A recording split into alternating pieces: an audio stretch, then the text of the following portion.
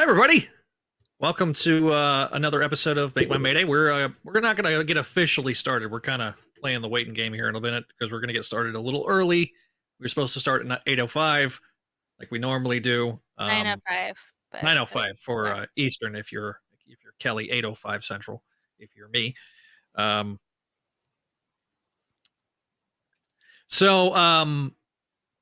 We've done a lot of episodes. We had 3 episodes that were released yesterday on the audio side of things. So I've got 2 more that are due to be released. We're supposed to be released today, but I got to go back and jigger with WordPress because WordPress doesn't always like me. So we are almost caught up on the audio side of things. We'll have 2 episodes next week, and then this one will go up to Patreon subscribers before anybody else. And so yeah. So that's the audio update. Spidey Dude Experience is updated, except for the latest episode. That's going to go to Patreon subscribers first, too. Tomorrow, we're going to be doing some, speaking of, we're going to be doing some commentaries of MTV Man, as we like to refer to him. The MTV Spider-Man series. I didn't agree to...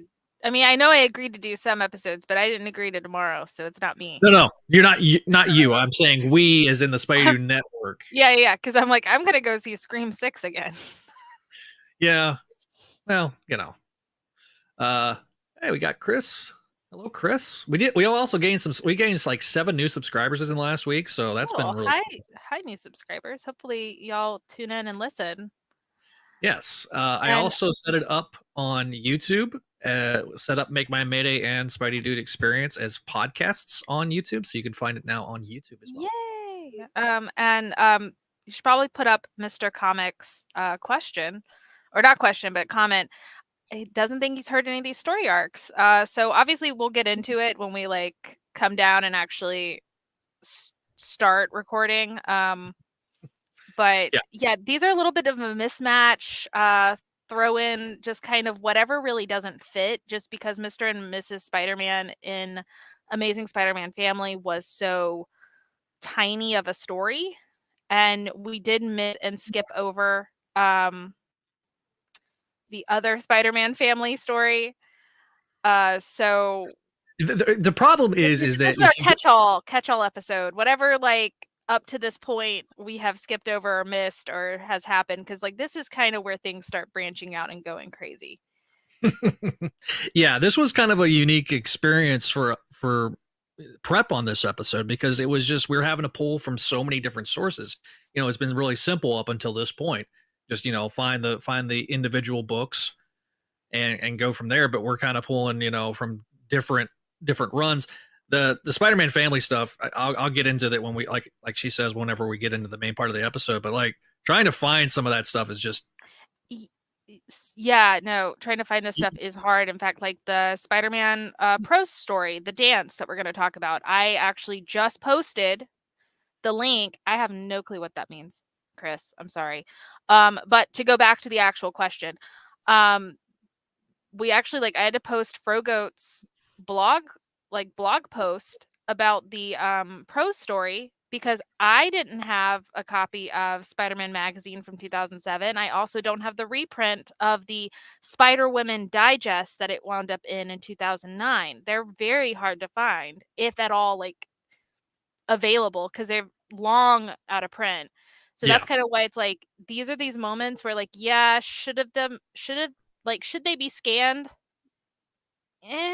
Because the thing is otherwise, like, had the Prose story not been scanned, it'd be lost to time completely, because it's not available digitally. And so this is kind of that moment where it's a toss-up. I will link the Frogoat post. Oh, I already did. Oh, you did? On Facebook, yeah. You can do it on Twitter, please, and Instagram. I'll after we record. But I already did it on Facebook. What I meant is I'll put the link in the description. Okay. Of the episode. Yeah, totally. I did change up the descriptions too, so please let me know if you like them. But yeah.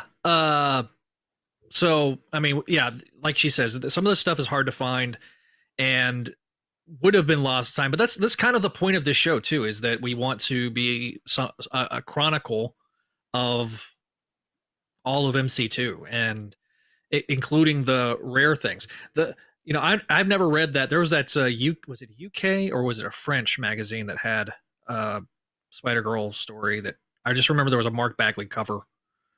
Oh, you're talking about the cover. Yeah. I want to say that was the magazine. No, it was a special cover for one there of was their like, issues. Yeah, it was something weird. There's so much like during the early aughts for Marvel was a strange time. Well, it's a strange time in history, period, but it was a very strange time for the comics, especially globally.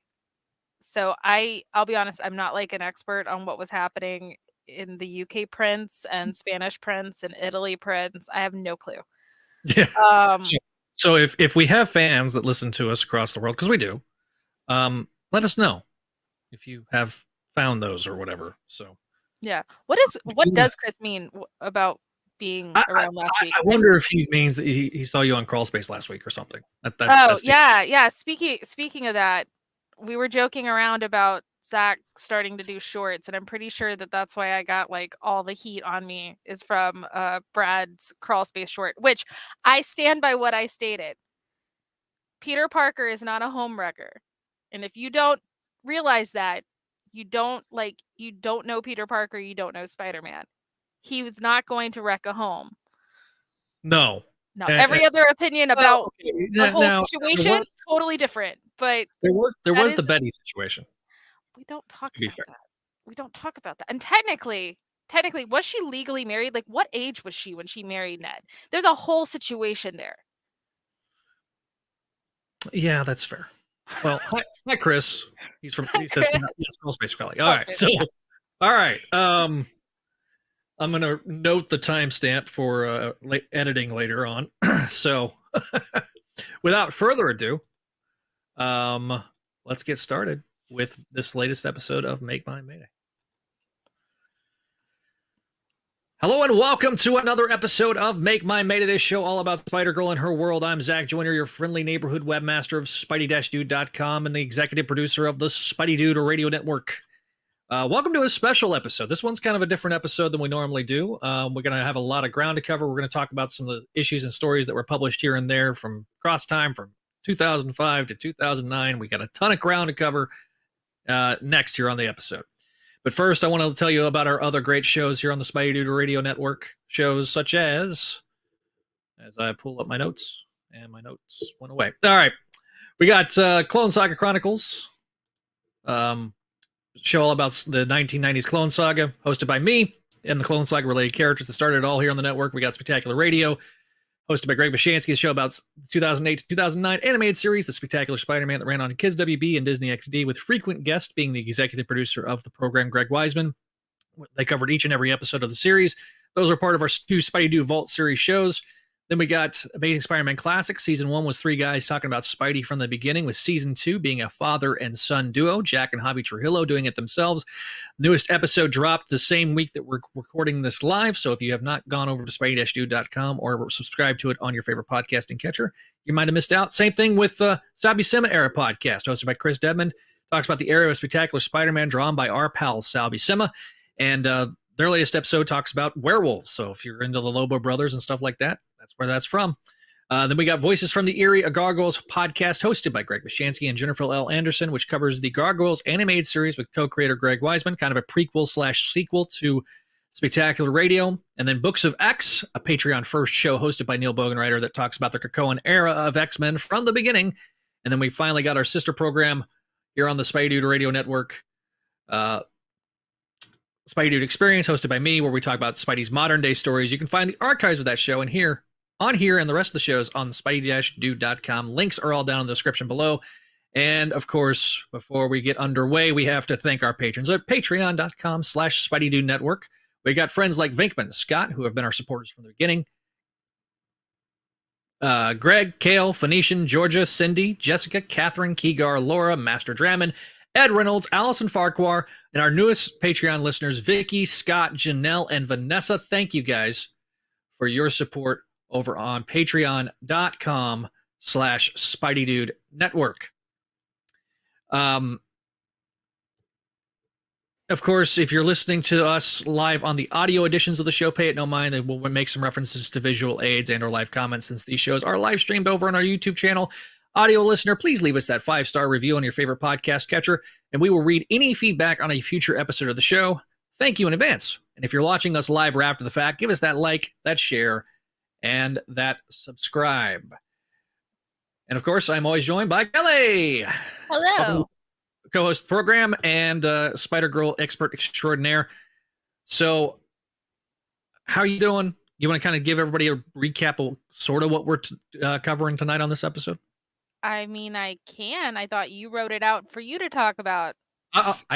Wait, did I? I did. Oh, wait, I did. Okay, so we are covering. My bad. No. Again, this is why I need to create the document. I was trying to be nice. You were, but this is why I need to create it. I try. So instead of her creating the document, I created the document ahead of time because I was trying to get ahead of things. And so, yeah. So we're covering Amazing Spider-Man portions of Amazing Spider-Man Family #1, or Spider-Man Family #1 from 2005. Amazing Spider-Man Family portions of that, and this was the second run of Spider-Man Family from 2007 to 2008. But we'll discuss all that throughout the episode. So there is some news, though. We have some news here on the episode. I mean, it's not like super news. It's just a reminder that we're recording this on Friday, March 10th, 2023, and this Tuesday on the 14th there will be a new next story on your Marvel Unlimited app written by Tom DeFalco. Like, it's got the whole gang, Tom DeFalco, Ron Frenz, on arts and pencils and story. So it's pretty awesome. And if you don't have your Marvel Unlimited subscription yet, you should go ahead and get it. I wish they had codes. They don't. And obviously this is not sponsored or an ad. But it's the only way that you're going to be able to read it. And it will drop on Tuesday. And I believe the way the schedule normally works is that the stories will be told by week. So the next issue will be the next week on the, what is it? So let's see. So we got the 14th, and then the next story will be the 21st. Mm-hmm. So yeah, so I think it's only 2 parts. Yeah. So, but yeah, check it out. It was discussed on the episode 2 episodes ago with our interview with Tom and Ron. So the issues are finally coming out. So be sure to sign up for Marvel Unlimited. I think you get the first month free. I think that's still set up. So if you have not used your free month yet, maybe, I don't know. Because they've also done it's only a week free. So I don't know. Obviously, go try to find some promo codes somewhere. They're somewhere, and go sign up. I think it's like $10 a month if you do it monthly. Yep. There's some deals where you can still do an annual subscription for about $60. So and I'll tell you, price. The amount of stuff you get when you get a unlimited subscription. This is not just us blowing smoke up their butt, or, Marvel's butt or anything. I mean, you get access to all of Amazing Spider-Man, Fantastic Four, X-Men, most of the runs on those. It doesn't have all the satellite books, but it's got a good chunk of them. So if you're like there's issues of Spectacular, issues of Web of and Adjectiveless Spider-Man that aren't on there yet, but they're slowly adding. I think they're gonna start filling some gaps because they're doing Spectacular Spider-Man, the next Marvel. They're filling out anything that's a main book or a main continuity. J2 is still half. It's weird because if you look up J2, you can find the solicitations for the other 6 issues, and you can find the series, but they're not on Marvel Unlimited. Don't ask me why. Justice for J2. I've been doing some work on the YouTube channel, on the thumbnails, and so I did J2 and stuff, and I could find the later covers, but I can't read the issues, but you can find the covers. They're all on there. Makes no sense. Justice for J2. #. Yep, Justice for J2. It's very strange. But they are constantly updating. So maybe one day we'll see it. If we, I did shoot my shot and try to tweet at Marvel and CB Cebulski and Tom Brevoort. They don't answer. Hey, you know what? They don't answer us. I know, but they only answer if you're negative. If you're negative, which is a horrible dichotomy. It's almost as I don't know. I made a joke. What was it? I made a joke the first X-Men ball or something that all the Spider-Man characters and fans and people that were invited to the Krakoa ball were just all in the alleyway fighting over Crab Ragoon. That's what we do. I don't know what else to say. Yeah. We just fight. So we're gonna do the history portion of the episode. Housekeeping though, because you may or may not have to walk away. Oh yeah. So my daughter is coming to stay, and my ex-wife is, I guess, gathering everything she needs to gather up and supposed to be dropping her off. So there may be a moment where I have to take my leave. If that happens, we'll adapt as we see fit. But we will, adapt as we see fit. And may or may not have possible third co-host today. Which is fine by me. She has the ability to listen. Well, I don't know where my other adapter is, but she could listen. Who knows? We'll see. We'll see what happens. Yeah. She may be playing with Barbies on the floor. Who knows? So yes, we may have a half pint co-host for the episode. Yes. So yes, that little bit. Thank you for reminding me on the housekeeping. So now it was a last minute thing, so obviously it's not written in. So yeah. This stupid fly. Comments. Do this? It says justice for J2. Yes. Quill says, it's Neil says, this is the way, justice for J2. If since Neil is listening, if there's a catastrophic failure, he could always jump in and help save the show. Yes, please. Neil. Binkman says he's digging the updated thumbnails for all the Spidey Dude shows on YouTube. Quill Sniff says, yes, please. Yes. Neil says, Kelly, I can draw the Spider Family fighting over Crab Ragoon in an alley. It really just needs to be all the Spider-Man podcasters, which I feel like I should state since we had a really weird issue. I love everybody in the Spider-Man podcasting family, especially when we don't agree, because we're not meant to, we're not supposed to. Some people are totally into this current ASM run. Some people are not. Both are valid, very much so. And I think that there needs to be more respect amongst everybody. But I respect everybody. So definitely don't come sliding into my DMs trying to start things. Because I will just share it with that other person and we're going to laugh at you. That's what was happening. Because someone tried to start something with Chi-Town, which was hilarious. So we had jokes, and I learned a lot about Chi-Town through that. So great.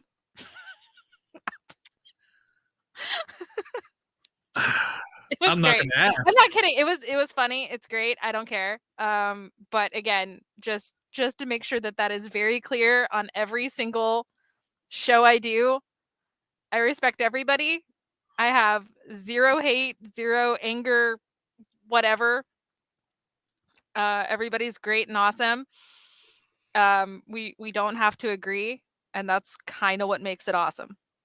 So no, Chris, I'm not going to tell you what my favorite part of a dark web is. All right. Oh, really? You're not? The fact that it's over. Maybe after we finish this show, because it's this show. Yeah. That's a Spidey Dude experience question, better suited for that. We'll do it at the end. Yeah. Okay, so we're back to what the banner says below. It says what was going on with Marvel at the time. That's what I usually use as our placeholder for the history portion of the program. So, making a mental note. All right, so It's going to be the history portion of this episode is going to be a little rudimentary in terms of what we are kind of going to cover. Some has already been covered ground here, but it's important to bring up context for things. So, of course, in 2007, we talked about this a couple episodes ago with the Brand New May episode, but Marvel launched the Brand New Day initiative. This initiative was a radical departure from the traditional norms of how Spider-Man was published. From 1963 to 1972, Amazing Spider-Man was the only title that was in the 616.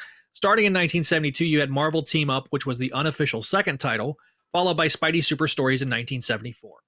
Then, of course, we had Spectacular Spider-Man. It became the official second title in 1976, followed by Web of Spider-Man in 1985, which replaced the outgoing Team Up. And then the additions of Adjectiveless Spider-Man in 1990 and Spider-Man Unlimited in 1992. Spidey rebooted in 1999, where we had more or less 3 different books until the end of 2007. So when the reboot happened, we had Peter Parker Spider-Man, Amazing Spider-Man, and then Web Spinners, which eventually became Tangled Web. That was canceled and became Tangled Web, and then we, of course, had 3 different titles: Friendly Neighborhood, Sensational Spider-Man, and Amazing Spider-Man at the end of 2007. There was the 2 satellites titles that were being published at the time. They were canceled. By the way, if you want to hear me talk about the last issue of Peter David's run, I have a guest appearance on the Spider-Man Book Cup podcast that's going to be coming out in a couple weeks, I think. So stay tuned for that. I have a very personal connection with that last issue of Peter David's run on Friendly Neighborhood. So you'll find out that story in its detail there.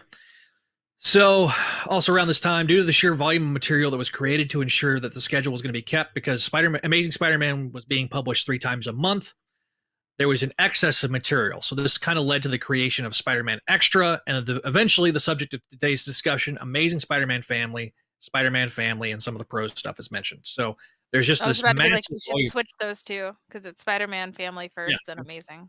Yeah, it was Spider-Man Family first, and then it was Amazing Spider-Man Family. Spider-Man Family is a little different than Amazing Spider-Man Family in the sense that there was a lot more reprints in Spider-Man Family than there was in Amazing Spider-Man Family. So if you want to compare the Spider-Man Family books to books of yesteryear, the most obvious is that of Spider-Man Unlimited Volume 1. Those first 2 issues were oversized beginning and the end of the Maximum Carnage storyline. However, starting with issue 3, at least through issue 7, Unlimited featured a main story that was the highlight story, and then a series of backups to set up either new series, a mini series, or just get an inventory story out of the way. In this way, Amazing Spider-Man Family falls under this category. The Spider-Man Family books, which preceded the run, tended to be a mix of both new and old stories, the old stories being reprints, like I just said.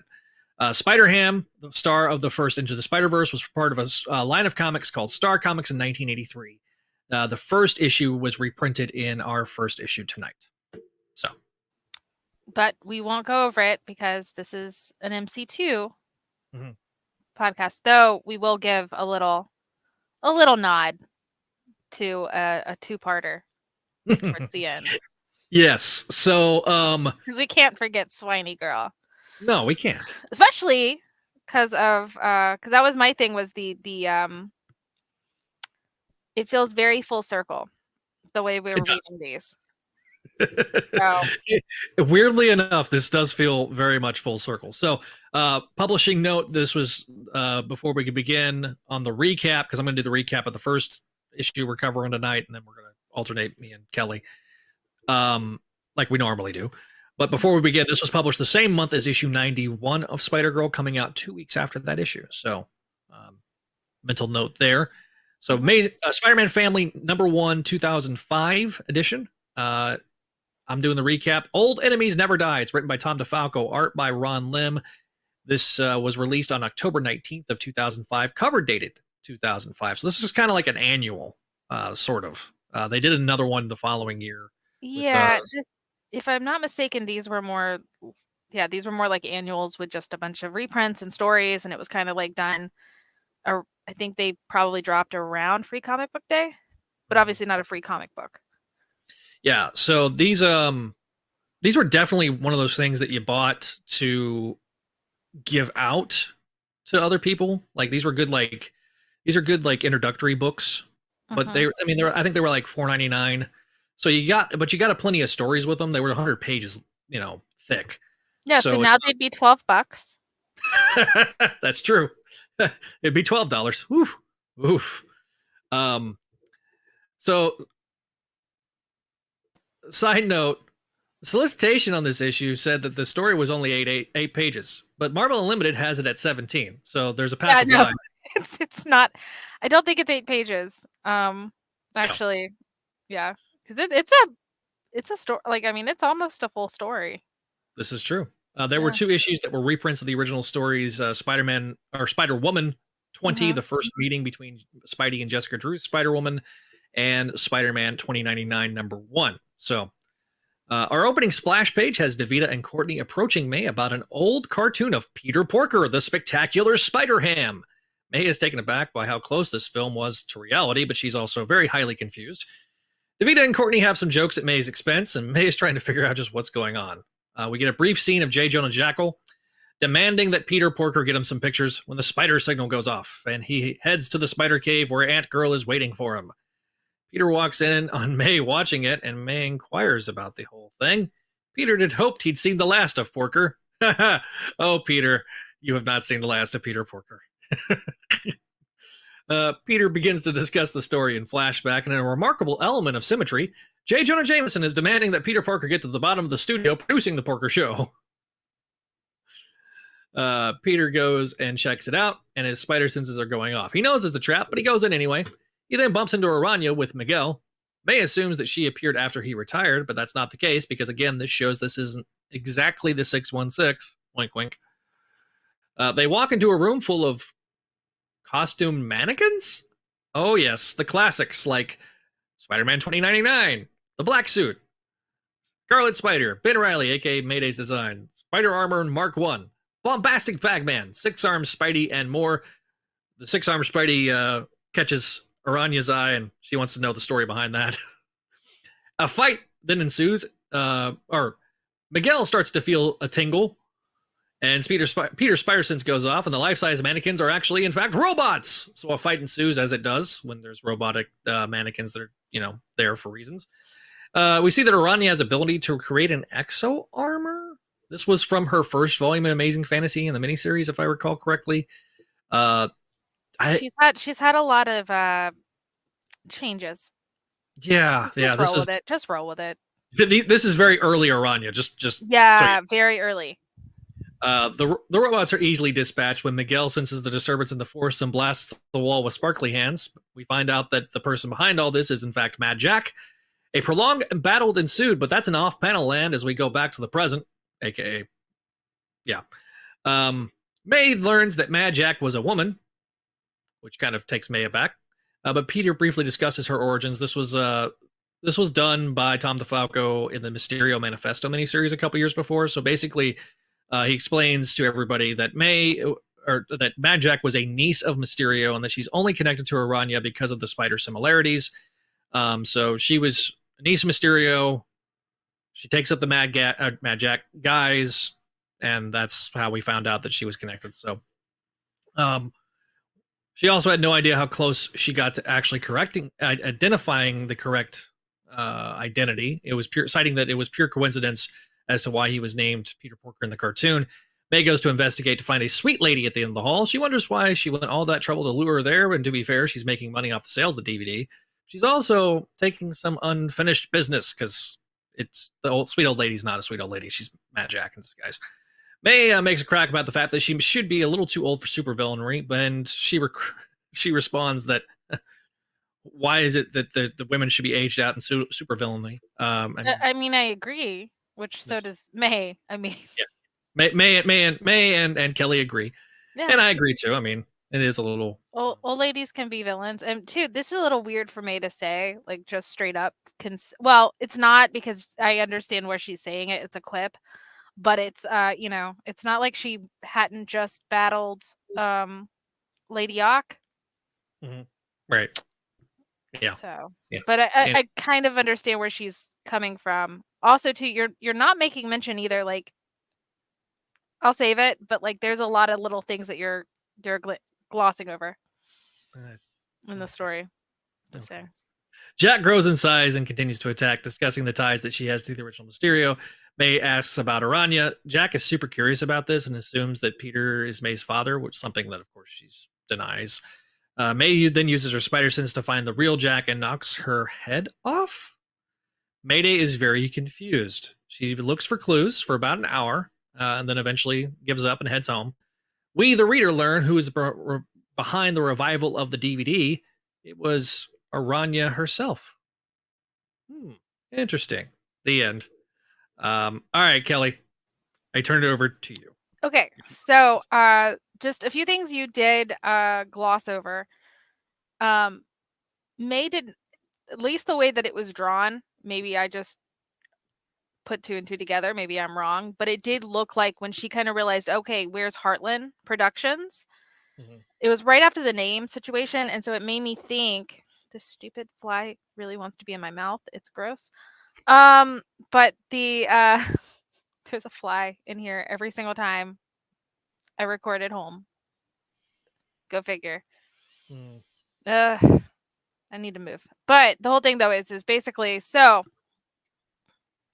the they had the conversation about the name, and it kind of made me think that like May didn't fully believe that it was just a coincidence. Right. And now originally it could have been. Obviously here I don't think it is. I think as this is the first time we've seen Aranya, obviously we see her later in Amazing with a different outfit. Yes. And I totally forgot this story, so like that's on me.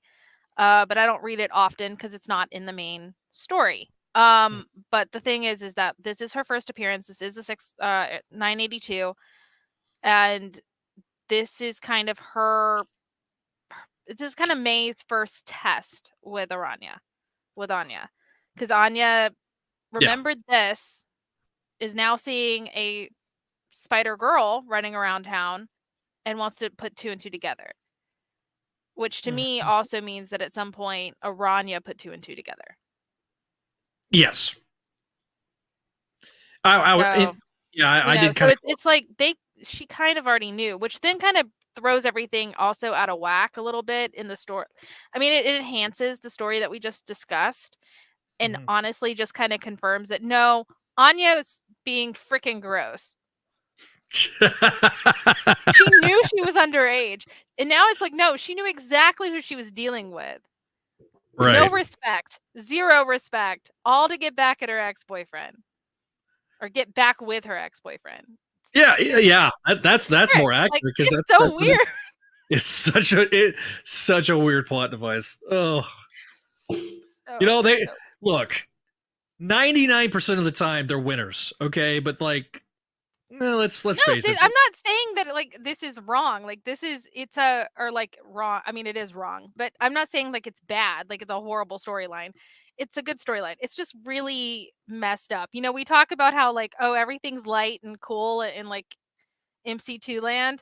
Not really. We've talked about a lot of really dark stuff. It's just, not painted dark. And the characters aren't like super edgy. They're more realistic. It's just there's some heavy stuff, y'all. There's not a lot of grimdark here. Yeah. Well, for no reason. There's no Batman. We don't need to be Batman. This is Spider-Man. Not everything needs to be Batman. People don't need to be turned into Robins. I do like the little banter between Aranya and Miguel, because Miguel, she keeps calling Miguel her sidekick. Yeah, and not a sidekick. Yeah, and then Peter agrees with it. It's like, yeah, you kind of are. Yeah. So, like I say, this was a fun little story. To go to the comments section for a second, Vinkman says he didn't even know this story even existed until he was rewatching some old Jeopardy episodes, and this issue was used for one of the questions. So then he had to hit eBay. I got this when it came out. Basically, when I was 2005, I was getting anything that said Spider-Man on it. Like they were pulling it for me. I'll be honest, I don't remember. I think I probably saw scans on LiveJournal, because I definitely don't own this issue. I know that I found it like through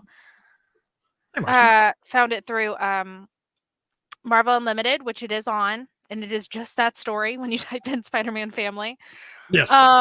So, like it is there, so you don't have to go find scans on the internet. But I do believe that, like, I think I stumbled on it through like a role-playing game that was on LiveJournal. I'm not going to say who and who wasn't on there, but I know who you were.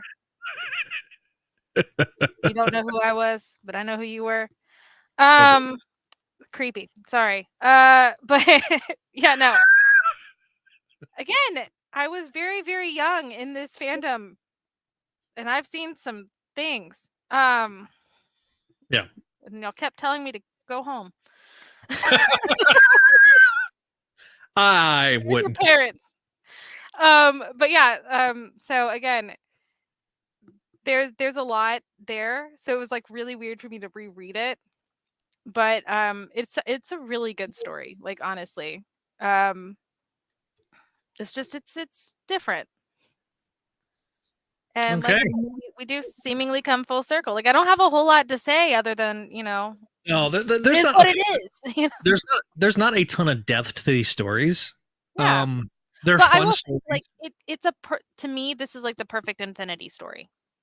Yes. This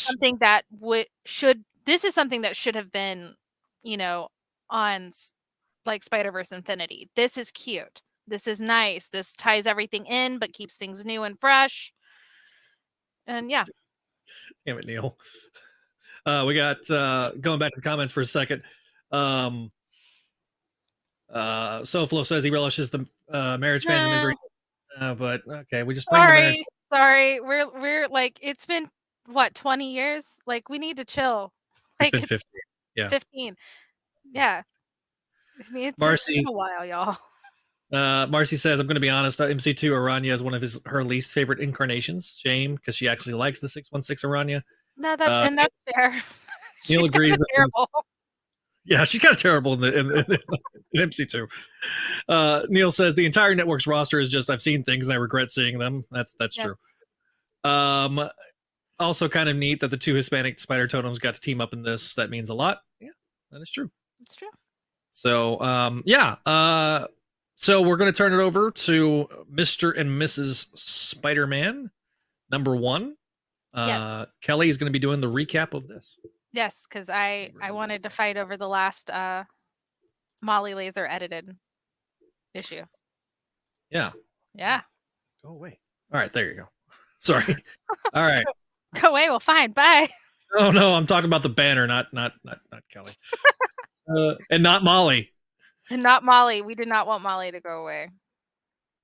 Okay. She just did. All right. So, Mr. and Mrs. Spider-Man #1.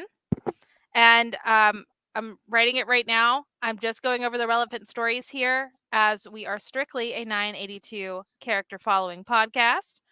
But the info, this story is called Family Ties. Writer Tom DeFalco, pencil Ron Frenz, ink Sal Buscema, colors by Rob Rowe, letters Nate Pescos, and editors literally said Laser and Brennan. So I assume that is Molly and Tom. Yeah. Obviously, this was published in Amazing Spider-Man Family #1, released August 6, 2008, with an October cover date, which did you finish my dates? Because I did not. I did. Oh, I got your dates. Thank you. All right. So we start with Spider-Man following Dr. Kirk Connors, a.k.a. the Lizard, into the sewers filled with snakes and alligators, or possibly mutated lizards. They're alligators, though. But it is kind of hard to tell in the first panel because Kirk Connors does talk about his family. But Connors has some chemicals that will hurt. Okay, yeah. So Dr. Connors has some chemicals and he's trying to protect his family. When you first read this, you might think that this means, like, you don't know what family he means. But, Spider-Man clearly does not want Kirk Connors or the Lizard to, have them and just trying to get them back from him. Spider-Man does pull his... Oh, okay. Spider-Man... What? The thing we mentioned earlier is not happening. So, okay. We're good. Okay.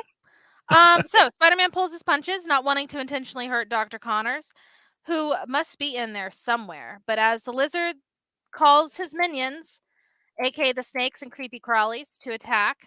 Spider-Man senses danger and then gets hit from behind by the lizard's tail, slamming Spider-Man into the pipes. Peter is dizzy and he tells himself he needs to shake this off and get back on his feet.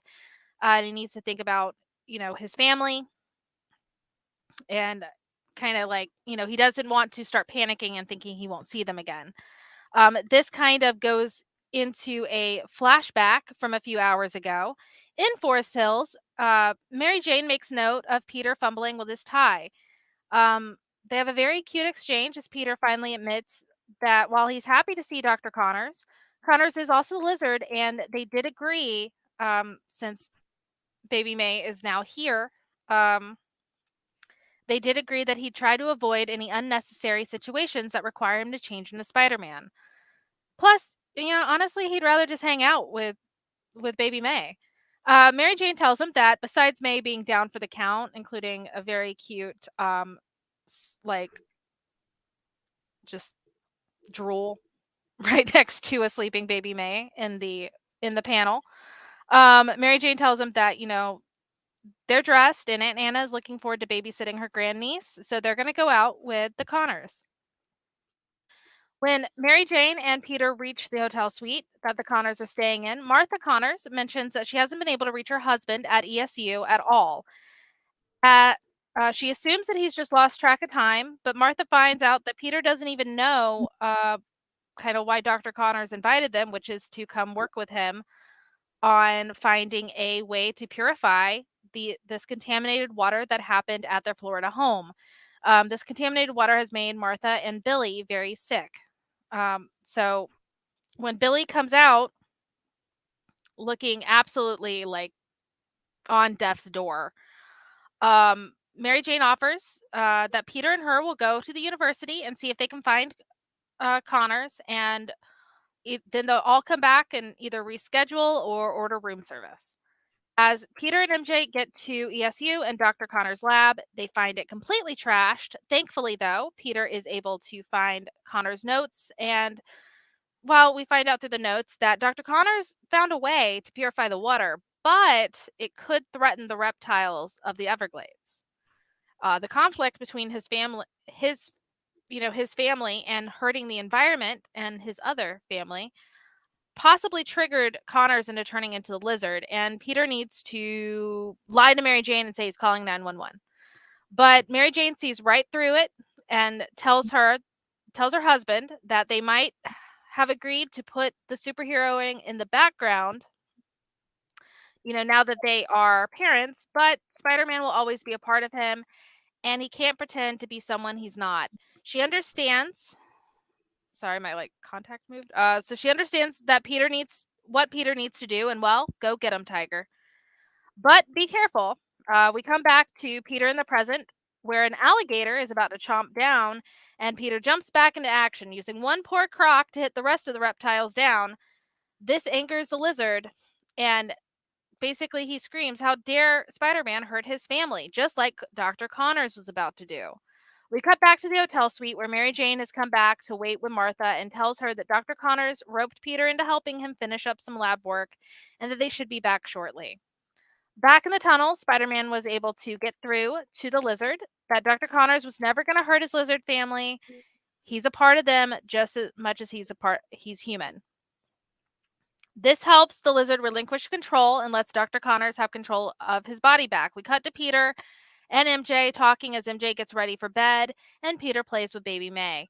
After the evening's events, Dr. Connors is going back to the drawing board on the water purification and has offered Peter a lab assistant job at $8.50 an hour. Who believes it? Sounds about right for a university. Even in 2023, which is terrible.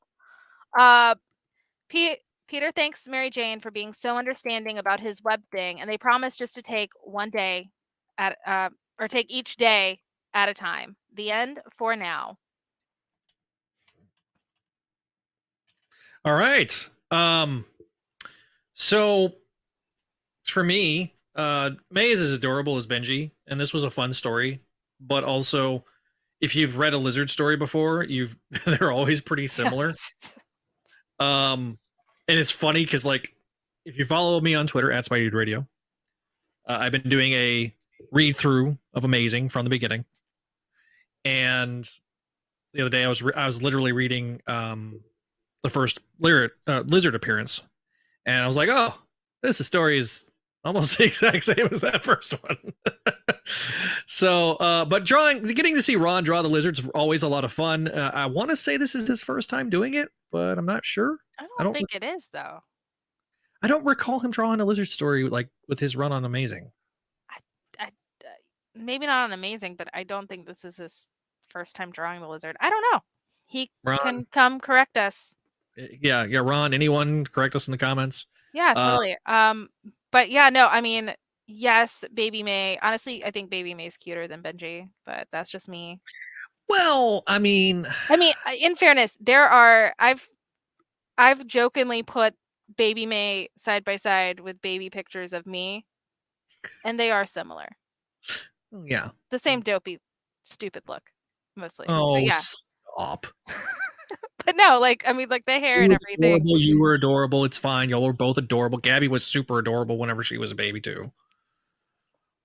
Nothing better than that. There's nothing better than that gummy, that smile, that toothless smile looking up at you for the first time, Con. I don't know. I don't know if I did a gummy smile. I think I just made faces. Oh no, Gabby was I'm sure I did, but there's no photo. There's no photos. The photo is just me confused all the time. Oh, we had a couple of those with Gabby too. It's fine. Nothing's changed.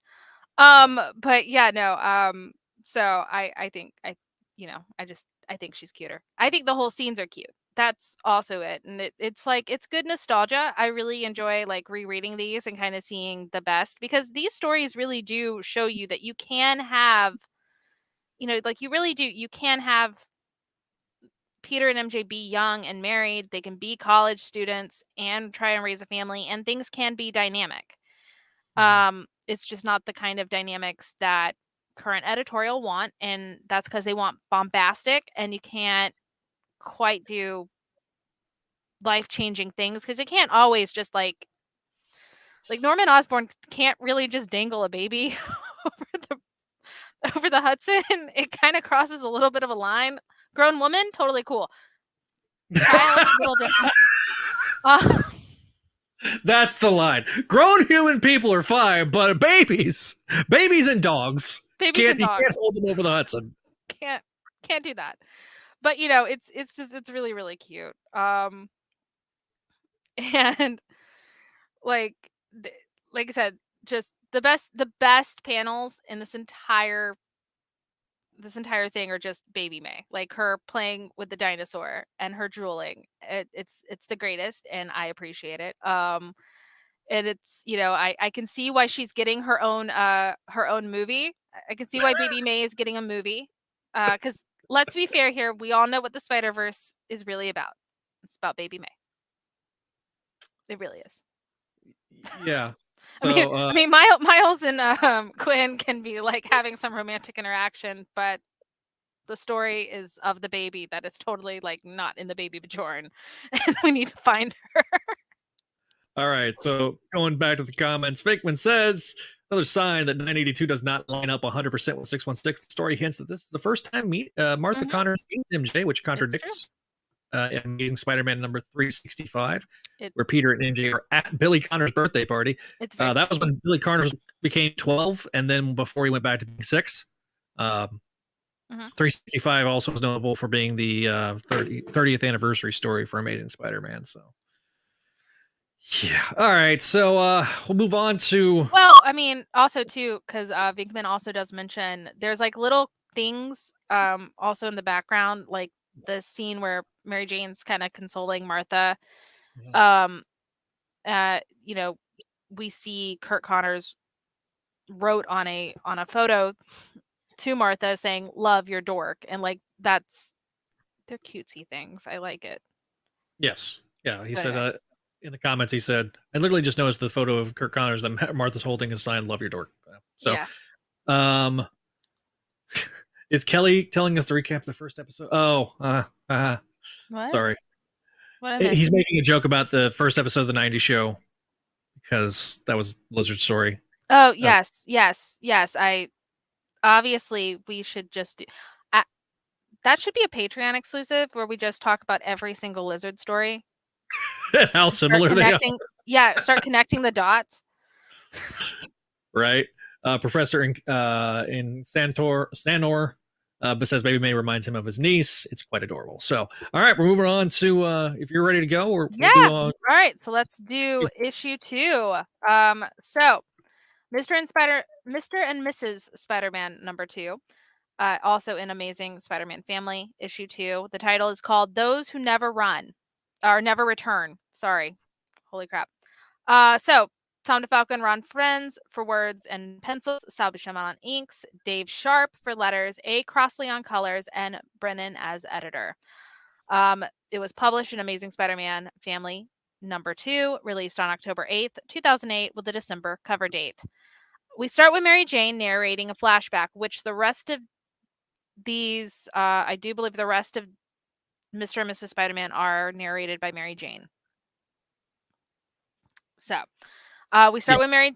Yeah, we start with Mary Jane narrating a flashback. She's talking about how Aunt May told her the story of how Richard and Mary left Peter with Uncle Ben and Aunt May, and how it was only supposed to be a week-long trip that they never returned from, and how Mary Jane can't imagine what that must be like to face the end knowing your child is in someone else's hands.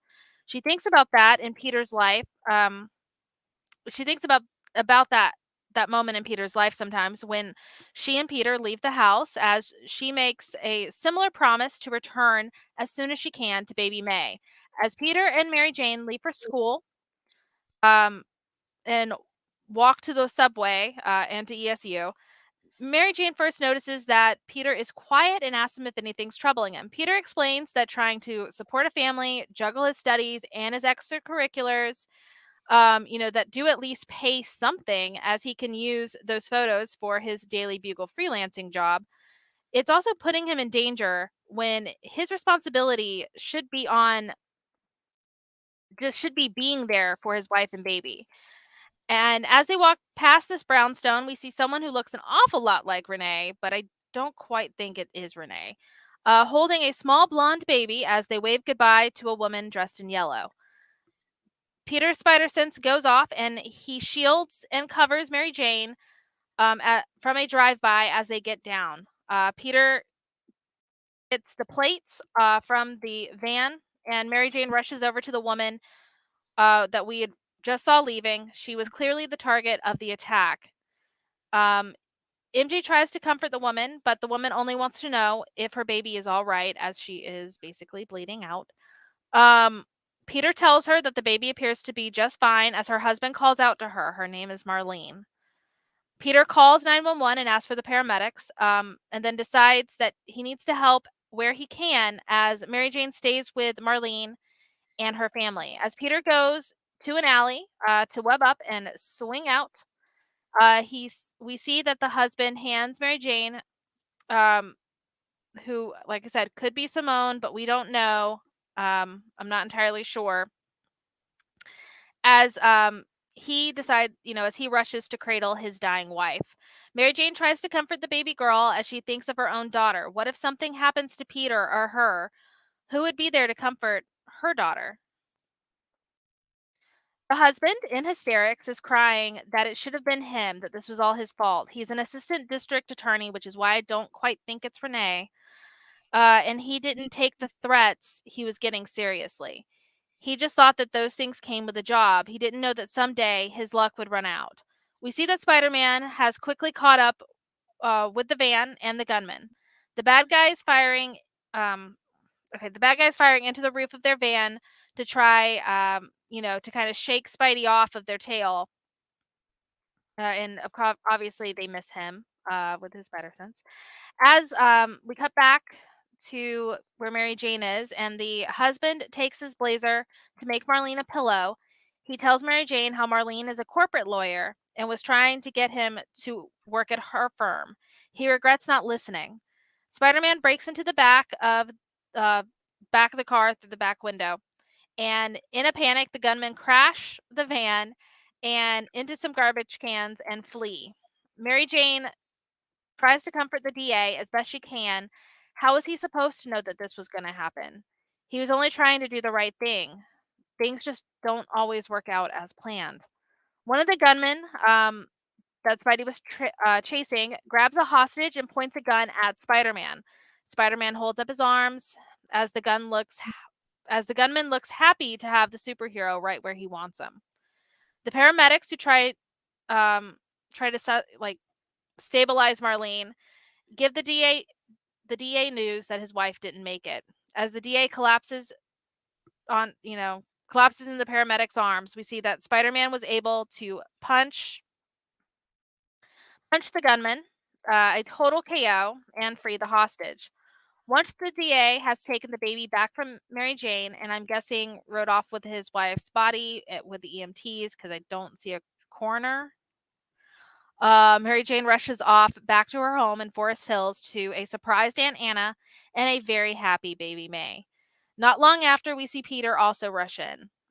They're just thankful that they're able to hold their baby in their arms. End. This one's very intense. This one's a lot Yes. more intense than the previous story. Incredible artwork by Ron and Sal here. This is the last time we'll talk about that particular art team on this episode. So again, very intense, really well done. I always appreciate when they bring MJ's perspective and you get her thoughts. It doesn't happen all the time, but it happens often enough that you can appreciate it whenever it does happen. And I think, especially at the time period of which this was being released, this was 2008. We hadn't seen a lot of Mary Jane in Spider-Man, so No. This was a very welcome change. There was a lot of people that were very, very excited, and this was kind of the Mr. and Mrs. Spider-Man thing was kind of a way to throw a bone to the married crowd and give them a story to which they would want to read, and give them an incentive to buy this book. And so, but this one, like I say, was very good, very well written, and very well drawn. So, Yeah. Kelly, your thoughts? Well, I mean, I think obviously, like, it hit the nail on the head. I think this is a gut-wrenching story. I love it from Mary Jane's perspective. I love kind of realizing how, because Mary Jane's one of those people, like, she takes everything really deeply, and she almost takes Peter's parents dying very personally, and thinks about it, and says silent prayers for people that have to do that every day, that where this happens to every day. Like, her heart really goes out here. Like, she has a huge heart. Her compassion is amazing, and it's something that gets forgotten, especially very recently by writers. And this is kind of like I said, this is a very gut-wrenching story. I do think the major part we probably should talk on, and we've said it too. Like, that's my thing, is that we've also said it too, but like going back and really rereading this, yes, it looks like Renee. Yes, that's a blonde woman, and Marlene sort of looks like Simone too. It could be Renee and Simone, but that brings up a question of, like, when did he go from DA to, like, Full on supervillain. yeah, and I mean, of course, maybe this is his villain origin story, but like, that just doesn't fit the MO in this situation. Do you know what I mean? So I have a lot of questions if this is Renee and Simone. I don't think it is. No, I don't think so either. I never thought that, even though that they look similar. No, I did. I mean, and I don't think I was the only one. So yeah. No, So, like, listen, being a father, this story hits me a lot differently than it did when it came out in 2008. Because you're doing anything to protect your child. well, yes, and like, I think I wrote on the thing too. It's like, in my notes, because this is something, like, I think even pet parents think about, because your pet is definitely not going to understand if you don't come back. 100%. It's really horrible. Or if they do come back briefly, then they'll go in the room and take a leak on your pillow, like Waylon does. That's just because he realizes that you did come back, and now he's just pissed. Yes, he's literally pissed.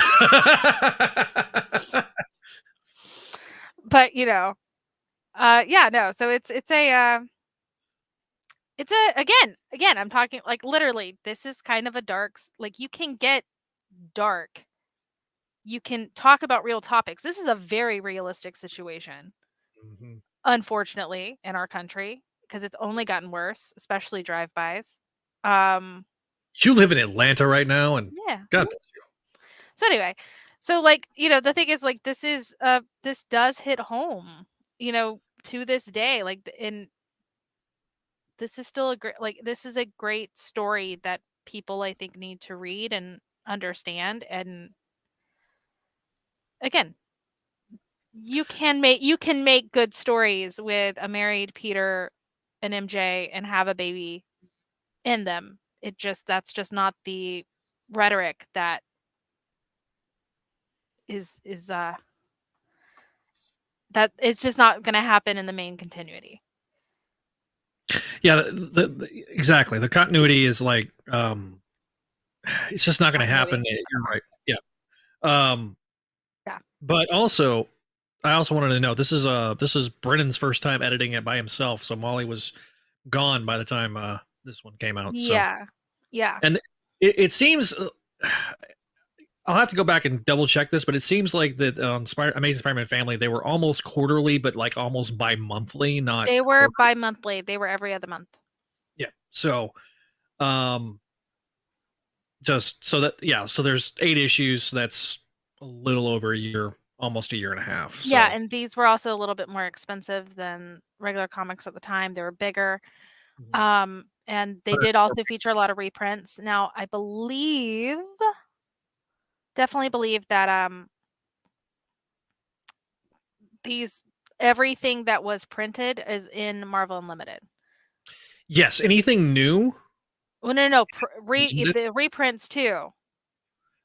Sometimes yes, and sometimes no. Well, because this is something that I thought was interesting. We have this like little issue here where Mary Jane's like thinking back on, who's gonna hold my baby when, if something happened to me. Mhm. And then in Amazing Spider-Man Family 3, at least in the Marvel Unlimited thing, they have this huge thing because I guess it's because Harry had just come back. Yes, that was Um, to explain. if I'm recalling that correctly, but they reprinted that entire issue of his death, and who's holding Normie as Harry Yeah, dies? Mary yeah, Jane. that's true. That's true. Um, they also did it was issue 4 that they did the explanation story Mhm. that DeMatteis wrote. Yeah, yeah, yeah. It's actually a really good It story, is. actually. But that was direct response because I remember talking to Wacker about it at this point in time because he was on crawl space all the time. And I was like, Steve, we waited a year and 36 issues to get a non-explanation explanation as to how Harry came back because the explanation was that Mysterio, it was a Mysterio thing with Norman, Yeah. and which still didn't make any sense. And like there wasn't ever, um, Okay, that. but him being a clone makes sense. Well, that's true. But like, um, it was one of those. It was so weird and random. Listen, I'll buy a clone thing more than I would, you know, um, Harry just being resurrected. If Harry's not just being resurrected, but like I say, there was never that transition between the 2 points. It's just like Harry's back, and we're just gonna act like everything's okay between him and Peter, which so that's what that story kind of filled that gap in for. Yeah. So but yeah, I don't have much more to say about Mr. and Mrs. Spider-Man 2. So if we want to jump to Mr. and Mrs. We Spider-Man definitely can. 3, I'm making a note on the timestamp because I'm going to try to put the timestamps in either the highlighted, the pinned comment, or in the description. So that way it can break up into chapters a little easier. So Mr. and Mrs. Spider-Man number 3, written by Tom DeFalco with Todd Knock on pencils with Rain Barredo on colors. Don't know if I said that right. Probably butchered the name. Apologize in advance. or apologize, not in advance, just apologies. This was published in Amazing Spider-Man Family number 3, released on December 17th, 2008, with a cover date of February 2009. Our story begins with Peter, Aunt Anna, and MJ at the hospital when the Rhino, freed from his exosuit that he was trapped in, brings his elderly aunt to the hospital that Peter and MJ were bringing in May. Peter recognizes Alexei, who was named by Spider-Fan. Fun fact. The charge nurse says to fill out the paperwork, and Alexei loses his temper because it's going to get the best of him. We then get MJ's thought bubbles, as we mentioned for the last part, and she rises up to defuse the situation. His aunt agrees to sit down. She rebukes Rhino for this pales in comparison to what they suffered in Russia. Alexei recognizes Peter, and Peter points out that he's with MJ, Anna, and little baby May. Rhino wants coffee, and he asks Peter to go with. MJ reminds Peter to not let this escalate, and he says he will try to do his best not to. Anna and MJ talk with the aunt. Alexei reminds Peter that he was once hired to threaten him, and but it was just business. So if you want to know more of when that happened, that was Spectacular Spider-Man number 190. He also reiterates that he wants no trouble. Peter doesn't want it either, so then they, of course, make a truce. The coffee machine isn't working right when Rhino uses his big paw to smack it to get it to work, like Fonzie with the record machine. Rhino asks Peter about insurance, and Peter's like, yes, I have insurance, but it's not much. Well, Rhino goes, he has to pay. Rhino says he has ways to get money, but he asks Peter not to tell Spider-Man in a kind of a wholesome moment. He's like, don't tell Spider-Man. Rhino assumes that he has a steady paycheck with a bugle, but Peter remarks that he gets paid by the job just like him. And he also remarks that he has the cheapest boss alive in Jonah. And Rhino relates to bad bosses like Beetle, Dr. Octopus, and the leader treating him like an ox. He might struggle with the language, but he is smarter than that. He then asks Peter, since Spidey is his friend, why he has to interfere. Because whenever he was talking about bad bosses, he remarked that his biggest problem was Spider-Man, because he always interferes. Peter then tells the origin story of how the burglar got away, and that how he would defend the innocent, and that no one should suffer if he could help it. Alex reiterates that because his family suffered until he joined the Russian mob, which is how he got to America in the first place and became Rhino. MJ shows up and says that the doctor is ready to see May. The two then shake hands, even though Peter kind of reluctantly shakes his hand. And Anna's got his aunt's number, and he says, Peter gives his best to both his daughter. Rhino gives his best to Peter for his daughter, and Peter gives Rhino the best for his aunt. So Peter and MJ are walking away, and MJ tells Peter that Anna got his aunt's number, and that even though they're going to have some conflict in the future, it's nice that they can actually find common ground. The end. So, Kelly, your thoughts? I mean, I really love this issue. I do want to make mention that Todd Knock is an awesome artist, so it was really cool to see him get to draw get to draw a few things for 982. Well, him and Tom had at this point had to kind of developed a rapport because they had never worked together before until the Spider-Man Clone Saga series that him and Howard Mackie did that same year. It was 2008. Yeah. We're now in the era of which we're talking about is when Clone Saga Chronicle started. So yeah. I mean, but yeah, no, I mean, I love this issue. I just kind of really I like seeing snippy Peter, because he's starting to get sarcastic and snippy with he has a little bit of a pessimistic attitude. That's just kind of his MO, and it's one of my favorite parts of Peter. As much as he has gotten out of his shell, he is still that loner high school boy that thinks kind of the worst of everybody always.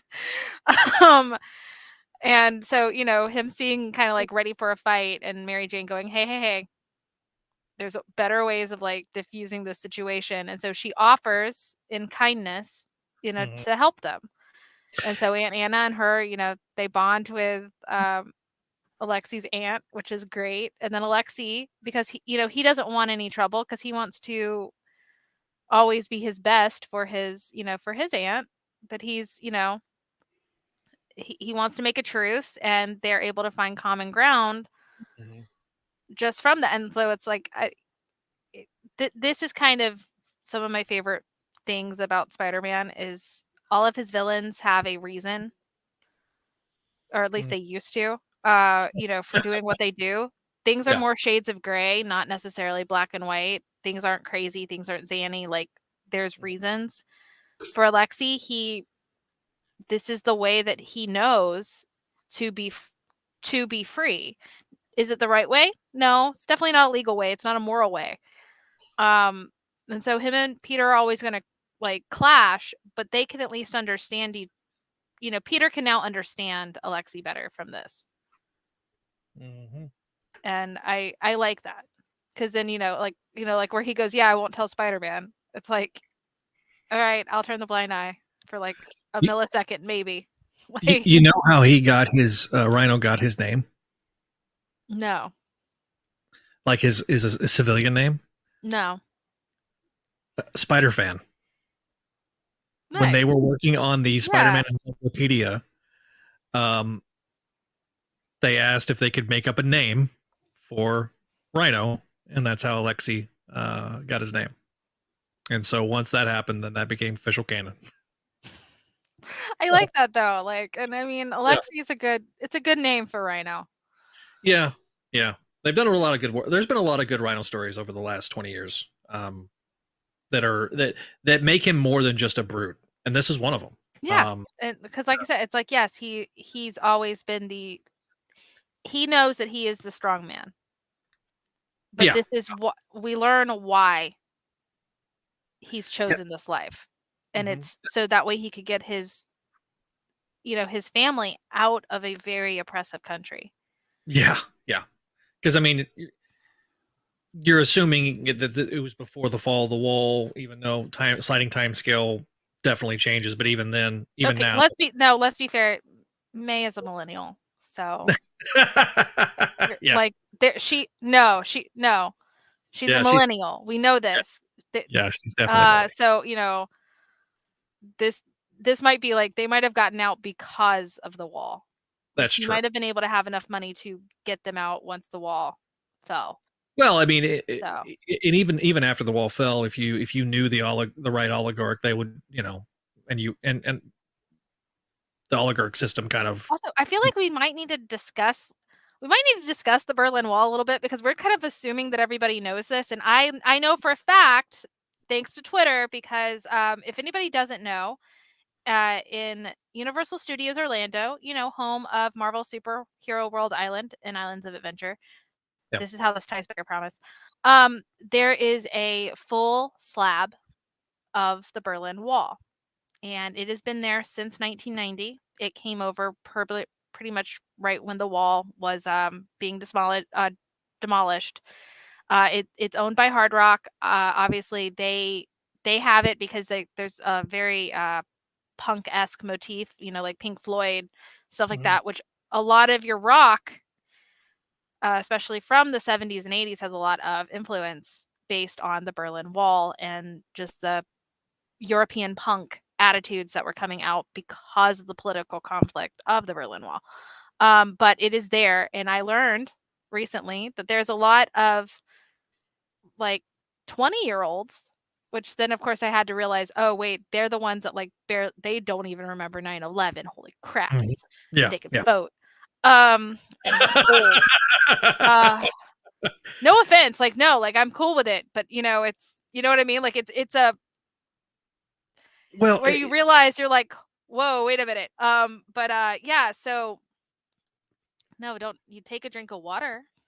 Yes, don't get. This is not the Clone Saga shots that we used to do on Crawl. Don't play a drinking game with us. We're wholesome mostly. But this show is wholesome. The other show on the network, yeah, that's fair. Yeah, but again, so a lot of people don't actually. They're not being taught about the Berlin Wall. Well, and part of it is too is that they. And like, guys, I was born after the Berlin Wall fell. So I was born And you were before. before. Yeah, I was born before.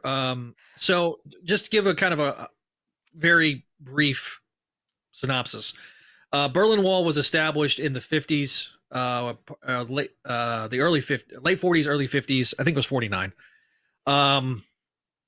But in Berlin, Berlin was split in half. You had West Berlin and East Berlin.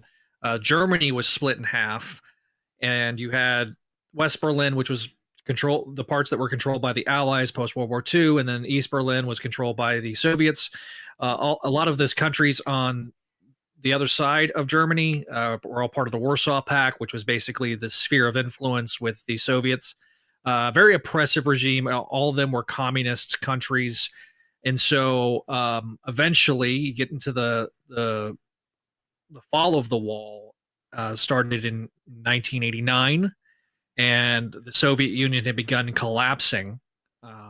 In the mid 80s, you had the infamous speech at the Brandenburg Gate with Ronald Reagan asking Mr. Gorbachev to tear down this wall, which was not actually in the speech originally. That was an ad lib. Well, I mean, And we didn't have to go this in detail. We just needed to say that, yeah, originally well, it was just Germany a very was split and yeah, there was a Germany wall was split, dividing them. and the wall was a representation of the oppression that was being experienced by especially the East Germans. And you Yes. couldn't, it's not like you could go back and forth. Like it was one of those things where if you were trying to go from East Germany to West Germany, It's almost I would put it, it's almost like North Korea, South Korea right now. yes, almost yes. It's the DMZ zone is almost like And they've been like that for a lot long, well, not a lot longer, but around the same time actually. So yeah, the Korean War was around the same time. The Spidey Radio Network history portion of the podcast is sponsored by viewers. Thank you. Hey, look, this is my thing is, I feel like we do need to always make mention and make sure that all context is clear when we do discuss things. And so that's kind of, we're bringing this up because people might not realize that that's probably what was being discussed. So Yeah, but if you there drink you your go. milkshake too fast, Vinkman, you get brain freeze. Anyway, It's also like, yeah. Vinkman, like you might not be drinking, but you are trying to get everybody else to drink. We know this. He says the comments for We can audio ask listeners. Neil. We know Neil is one of your victims.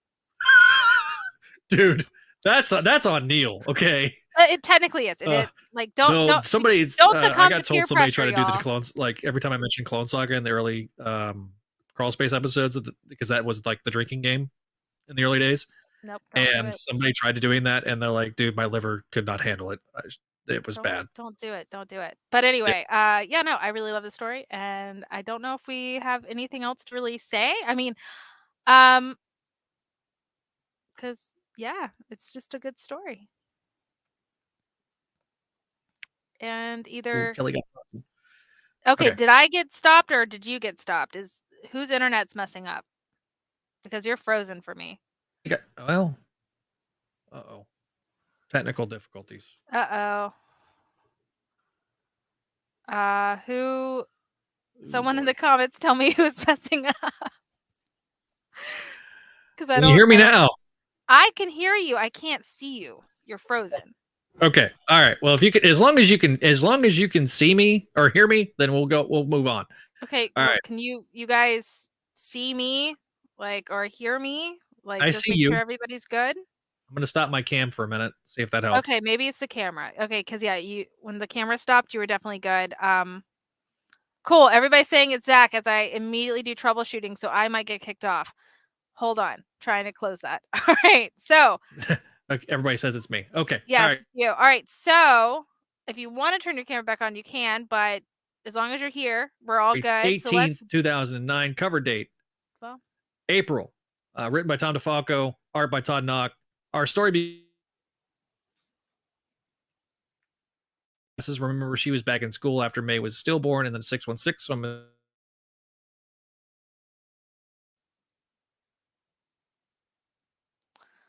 of this.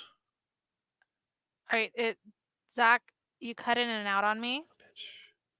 No. And you cussed. No. You're a family-friendly show. It's fine. I get it. Okay, let me. Okay, so we might need a Neil while Zach reboots.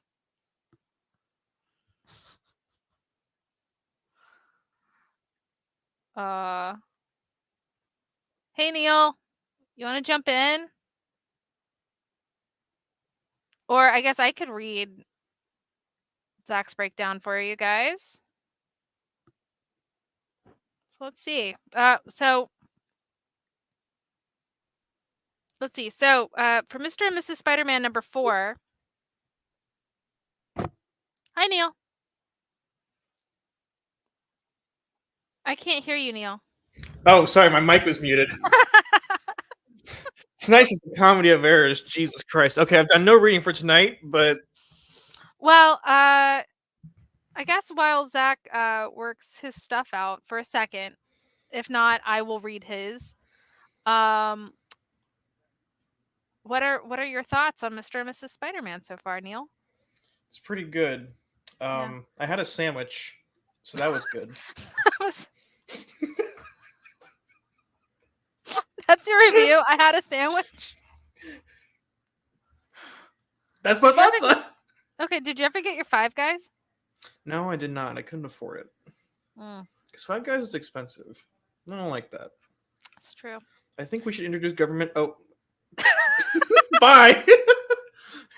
So again, this is Kelly and Neil interlude time as Zach tries to reset his computer. This is going to the lobby to get yourself a treat while the movie is going into Act 2. Definitely do that.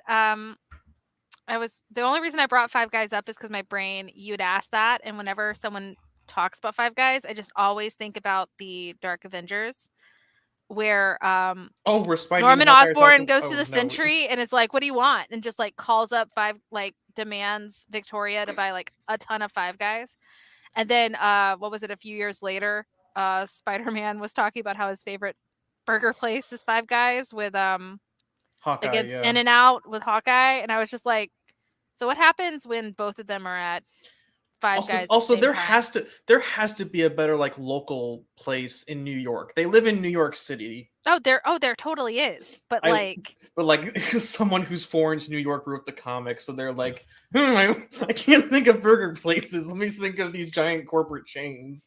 Yeah. So so we're gonna give Zach like 1 more minute, and if not, I'm gonna start reading his breakdown. Just so we can keep the show on the road. How does that sound, Neil? That's fine. Like I said, I've done no reading so far, so this might be all on you. I'm just here for tech support and backseat commentary. Great. It's all on you now. Yes, apparently. But yeah, we're gonna give like 3 more seconds. Wow, those 3 seconds went by fast. Okay. Yeah, I know. So, all right. So while we'll wait on Zach, I'm going to go ahead and start on his breakdowns for Mr. and Mrs. Spider-Man number 4, appearing in Amazing Spider-Man Family number 4, released on February 18th, 2009, cover dated in April 2009. Wow, Neil. Written by Tom DeFalco and art by Todd Nuck. All right, so our story begins with Peter doing some lab work and also these are going to be Zach's notes. So if I read something and look funny and then fix it, that's just a thing. If you sound like hey Zach, you're back. Good. If you sound like Zach, it's Zach's fault.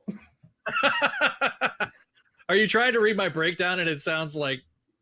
Oh, I was literally just about to read it, and I basically said I was just like, FYI, if I read something and then I make a funny look and I correct it, that's just because I didn't write these notes. All right, well, I'm back. So we'll see how long this lasts. Thanks, internet.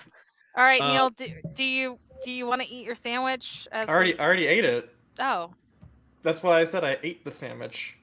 Okay. Well, thanks, Neil. I guess I'll stay in the background if you like. Like a little gremlin, I'll just be in the corner, and like if you need me, goblins, I summon thee. Fix this. I'm gonna be off cam. Like I'm gonna turn the cam off. See if that helps. Okay. Okay. because I'm struggle bussing here. All right, so Bye. Neil's going to be awkward backstage. All right. So our story begins with Peter doing some lab work at Empire State. MJ had just finished her night classes. Remember, she was back in school after May was stillborn in the 616. So I'm assuming that they went back to school in the 982. She's thinking of taking. Peter is thinking of taking. Did you die again? I'm back.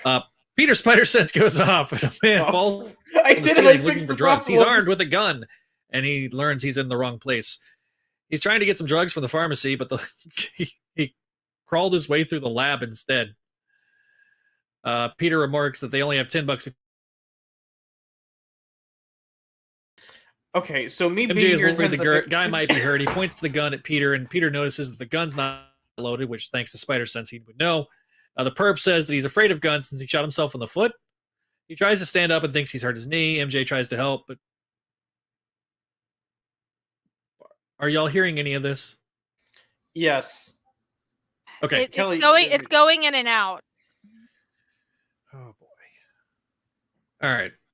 Famous Just last tell me- words by Scott Bakula. We're gonna leap into the next time frame. All Leave right. it to the next issue. All right. So, what's the last y'all heard? Gun. Just Okay. so why don't you start at the guy that fell from the roof? Okay. Go. All right. So he's armed with a gun and he's in the wrong place. He's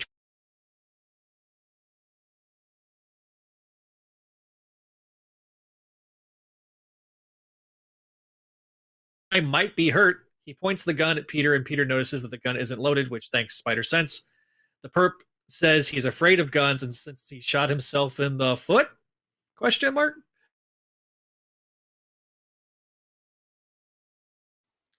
Do I need to read the breakdown?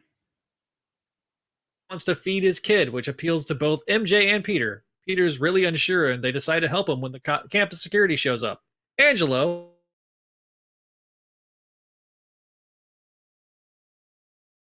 examined that it wasn't loaded. The cop then pulls his gun, and when MJ and Peter say that they are the victims, they just have to wait for the police to sort it out. Detective Drosko, in his first canonical appearance, shows up and interviews Peter and MJ. MJ wonders if the gun wasn't loaded, if it makes a difference, which in real life it does not, because New York has some of the strictest gun laws in the country.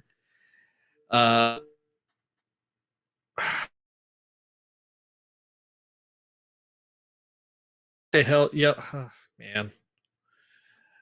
They found the point of entry. The CSI named Cooper tells Drosko that the story is checking out. Drosko isn't surprised that this was his first crime. All right, let me try to leave the studio. Coming back. Okay, how about this, Zach? I'm gonna read the breakdown. Okay. Oh boy. All right, guys. Thank you guys for being patient with us. I'm gonna go ahead and read the breakdown. We'll edit this part out. Yeah. So we'll fix it. All right. So just as Zach writes it, I'll just make faces if it's wrong. But it didn't sound like it was wrong. All right. So our story begins with Peter doing some lab work at Empire State University. Mary Jane had just finished her night classes, which, if you recall, back in the 616, when she was pregnant, she was going back to school. I believe it was for psychology, which then also ties into her working as a school counselor later. But Peter is thinking of taking a part-time job to help support the family when Mary... Okay, I'm not reading it like this. What the crap, Zach? All right. When Mary Jane reminds him that, he's got a lot that he's doing already. Where is he going to find the time to have another part-time job? Peter's spider sense goes off during this discussion, and a man falls from the ceiling looking for drugs. He's armed with a gun, so he claims, but he's in the wrong place. He was trying to get drugs from the college pharmacy, but got to this lab instead. Peter remarks that they only have $10 between him and MJ, and the perp screams dramatically. Mary Jane does. Well, no, he does. I mean, he's insane. So Mary Jane is worried that the guy might be hurt. He points the gun at Peter, and Peter notices that the gun isn't loaded. The perp says that he's actually afraid of guns since he shot himself in the foot, and he tries to stand up but thinks he hurt his knee. Mary Jane tries to help, and Peter is not feeling it but goes along with it. He really thinks that they need to call the cops, but the guy spins a story about how he just wants to feed his child, which appeals to Mary Jane, and eventually Peter just kind of breaks down and lets this happen. Peter's really unsure about it, and they decide to help him when the campus security shows up, and the perpetrator then remarks how he was attacked by Peter, and Peter has the gun, which he does, but that's only after Peter had examined it that it wasn't loaded and kind of wasn't going to give it back to the guy who just fell from the roof. So great. So then the cop pulls his gun and is like, yeah, this is very realistic. Except for the fact that he actually listens. But the cop then pulls his gun, and when Mary Jane and Peter say that they are victims, this security guard just says, "I don't know who to trust, so I'm just calling in the cops." Bye. Because yay. So anyway, they wait for Detective Drasko. And Detective Drasko shows up and interviews Peter and MJ. Mary Jane wonders, since the gun wasn't loaded, would it make any difference? Which of course Zach wrote in real life that it wouldn't, because New York has some of the strictest gun laws in the country. Some states maybe. I mean, it really depends if the cop is going to write them up or not. It's true. So a cop enters to tell Drasko that they found the point of entry, and a CSI named Cooper tells Drasko that the story is checking out. But of course, Drasko isn't surprised. He knows the perp. His name is Angelo, and they go back a very long time. Mary Jane is perplexed because he mentioned that this was his first crime. Turns out that Angelo is just kind of a compulsive liar. Lying and loves mook. telling tall tales. Like, he just lies, regardless if this might be some underlying mental illness or he's just a POS. He's just a liar. And sorry. All right. So, in giving an example, which is kind of what we cut to, we see that in lockup, he, is asked what he's in for, and he sees a bugle photograph of Spider-Man, and he tells the guy that he was caught by Spider-Man. Irony. Drasko thinks that Angelo will cop a plea, and the Parkers won't have to testify. Mary Jane is thankful that Drasko believes them, and Peter goes over to the CSI, who introduced herself as Carly Cooper, remarking that Peter must be a brainiac. It's more like, oh, you must be a brainiac to a fellow brainiac. But Carly also knows their story, that they were already in the lab. Mary Jane asks if Carly likes her work looking over at Peter, when Carly remarks that it helps to be able to help people and do science, and the pay isn't bad either, and she gives him the card. Her and Vin Gonzalez leave, and Mary Jane and Peter sort of look at one another, and it ends with them saying sometimes things are just fated and happen. Which is, as we know, this is the start of Peter's career in 982. There you go. So yeah. Well, since I read your breakdown for you, why don't you give your reviews? So you mentioned you were fine. You were fine. You didn't mess up too bad. Oh, thanks. On details, you were pretty all right. All right, thanks. I'm trying. You didn't. I know you didn't like my asides because you. I'm not saying. And MJ said, "Hey, bro," it's not happening. I'm not saying that. Okay, my comment was when MJ was like, "Bro, you got like 6 things going on right now," but yeah, that's what I'm saying. I'm not saying that. Mary Jane would not say "bro." Oh, I know. I'm just, yeah. It was definitely written in the style of how I speak. Okay, all right. So you mentioned that this is the last Mr. and Mrs. Spider-Man. We'll double check this, of course. Yeah, but as we go through, we'll double check. But I do believe that this is the last one. So this was a fun contrast between the other ones. It's got great artwork, kind of fun to see it how the world building continues, and how it's also fun with how Tom can bring in the modern characters and use them as a means to build out the world. Because Carly at this point was a very divisive figure, but see, here and I really like her kind of being the person that leads Peter into this. Like, it means something. Yeah, I agree with that. Okay. But You froze up a little bit again, and I like freaked out. Sorry. You're good. So I also like the little reference to Gonzalez too, because Ben Gonzalez was obviously close to Carly in the 616, and so this is also Drasko's technically his first canonical appearance. Yeah, well, yeah, since this is 982, this is his first appearance in 982. Yeah. I don't know if he was in is he in 616? Is he 616 character? I don't think he is. We'll have to look. I'll do some double checking. I'm pretty sure he is. I just can't remember where. Probably DeFalco's Thor run. Probably. A lot of it ties back to Thor. But yeah. All roads lead back to Thor. True story. Okay, yeah. So well, so you do have, yeah, well, I mean, obviously, so this one's a little wild. Kind of a wild story. It's also the only Mr. and Mrs. Spider-Man story without Baby May.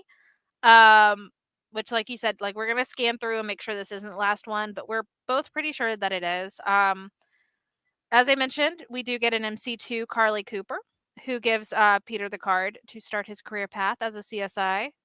And I think that's pretty cool. Like I said, I really like the dynamic of Mary Jane being this super optimist and Peter is slightly pessimistic. It's a really fun dynamic, and we haven't seen this from a young Pete and MJ in a long time, so even just rereading this was just nice. But yeah, no, I mean, I enjoyed it. It is kind of crazy, but I enjoyed it. But yeah, so with that though, we do have another MC2 adjacent story that is in issue Amazing Spider-Man Family #4. And if your internet can handle it, Zach, you should read that two-parter. Yes, so it's a little two-part story. It's going to go between Amazing Spider-Man Family 4 and 5. So it's The Secret Origin of Swiney-Girl, written by Tom DeFalco. The art was by Sean Mole. Part of Amazing Spider-Man Family #4, released on same day, February 18th, 2009, April. After having to read the Spider-Man story, we then get the origin of Spider Ham and how he ended up with a bionic leg after an encounter with Norman Osborn Bird, the Green Gobbler. He has a leg made by Reed Whiskers of the Fantastic Fur, who just invented a bionic ham hock just because. This allowed him to be Spider-Man or Spider-Ham to middling results. A few years later, Peter Porker married Mary Crane Watslow, and a while after that, our hero arrived via Stork. At least that's the story that her parents tell her. It's the story she prefers to. So yeah. May was born and had her powers early on, earning her nickname Mayday for her dodgeball abilities in kindergarten. Eventually, she is sat down and learns that Peter is Spider-Ham. Mary Crane wants May to hide, since girls who hang from ceilings are never treated as seriously by boys. Says you, Mary Crane. Well, no, I mean, let's be fair here. That was a thing with the Ultimate fans versus some Spider-Girl fans. I know this firsthand. Because apparently girls have to do twice as much stuff to get the same respect. Even when they're fictional characters. Anyway. Neil, I sent you the link to the Google Doc. Check your email. She listened, but honed her abilities like in the gym playing basketball. May dodges an apple thrown by Moose and hits a bobcat. I don't know who the bobcat's supposed to be. I know who Moose is supposed to be because it's Moose. I don't think it matters. That's the point. This is not the same story. These worlds are totally different. Yes, they're just adjacent. We cut to Osberg Chemical, where we have the new Green Gobbler wanting revenge on Spider-Ham, who's apparently not little Normie, but Harry, I guess. Mary Crane sees this on TV. Mary Crane sees this on TV, remarks that Peter might not be coming home for dinner ever again. So dumb. May then springs into action and runs upstairs to try on her dad's costumes. Mary Crane was hoping she'd clean her room since it looked like a sty, but no, that's not actually what happened. I could be using the drum kit button, but I'm not going to on this one. I mean, for this story, fine. Okay. Mary Crane says that she can help since she was almost on Project Ramway, and May looks fabulous for a pig, wearing the black version of the suit. We learn how the Green Gobbler died, blowing up by ramming into a wall. Peter has avoided Thanksgiving ever since. Gobbler doesn't care and throws Peter, who was chained up to his doom, just for May to save him just in time. May quickly dispatches him, trying to figure out a name while doing so, when Gobbler says he's about to turn her into gravy, that swiny little girl, and that's what gives her the name. May knocks Gobbler out of his costume and frees Peter, who doesn't want her to risk it again. The end for now. All right, Kelly, your thoughts? I mean, it's a very, very silly story of the origin of Swiney-Girl, and it's adorable. Yeah, it's adorable. It's very different. Very different. I mean, I guess it's like it's different in the same way that like Peter Parker is most definitely not Peter Parker. Their personalities are different. Everything is different. The origin's different. Right. They're all just slightly adjacent. And so this is this is the same situation. Obviously, Luna is has a lot of feelings about Swiney-Girl. If y'all can hear her upstairs. But I can't, but okay. But yeah, no, I mean it's cute. Like, I mean, what are you supposed to say? Like, it's not offensive. It's silly. I will say that, as y'all recall, there was Mary Jane Buffalo? Water Buffalo, yeah. Water Buffalo, and now there's Mary Jane Mary Crane Waslow, even though next issue is just gonna say Mary Jane Crane or Mary Crane. Yeah, Mary Crane. So it's a I like the little inconsistencies because it's just these are silly. They're supposed to be silly. I mean, listen. Now I will say though, we never saw Swiney-Girl in Spider-Verse, and that to me feels unfair. Swiney-Girl, justice for Swiney-Girl. No, well, justice for Swiney-Girl would to be not in Spider-Verse. That's true. So maybe I don't know. I'm just saying that she should show up and she just show up in a Spider-Verse thing. Why? Reasons. You know what? Yeah. So plus she's a very cute pig baby, like very cute piglet with giant blue eyes, which would be really creepy. It would be like it would have made more sense for Swiney-Girl or little Binja Swiney to be the baby in Spider-Verse whenever there's the whole bit where they switch out. No, we're getting Baby May, the movie. Swiney-Girl can possibly also be in there. For all we know, Swiney-Girl is in there. We don't know. We don't know yet.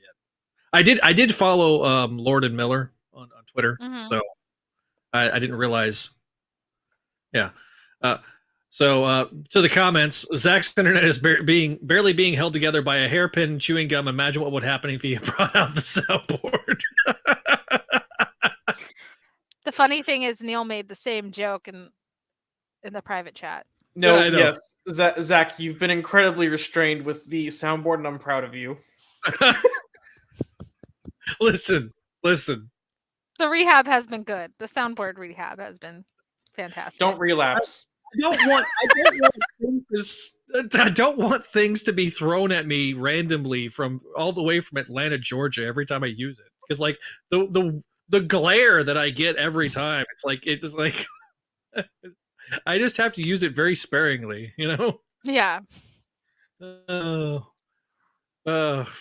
Yeah. Okay, so I love the names like the Fantastic Fur and Yes. Weed Weed. Weed Whiskers. Cat named Weed. Weed cat. It's Regato from Pokemon. I don't understand that reference, but that's okay. Oh, there's a plant-based cat Pokemon in the latest Pokemon game, and I call him Weed Cat. Technically, my starter is CBD, but now it could be Weed Whiskers. Weed Whiskers. TH Alright. Kitty. Anyway, we sound really dumb. We should probably move on. All right. Almost as dumb as these stories. Okay. All right. All right, back to the shadowy corner. All right.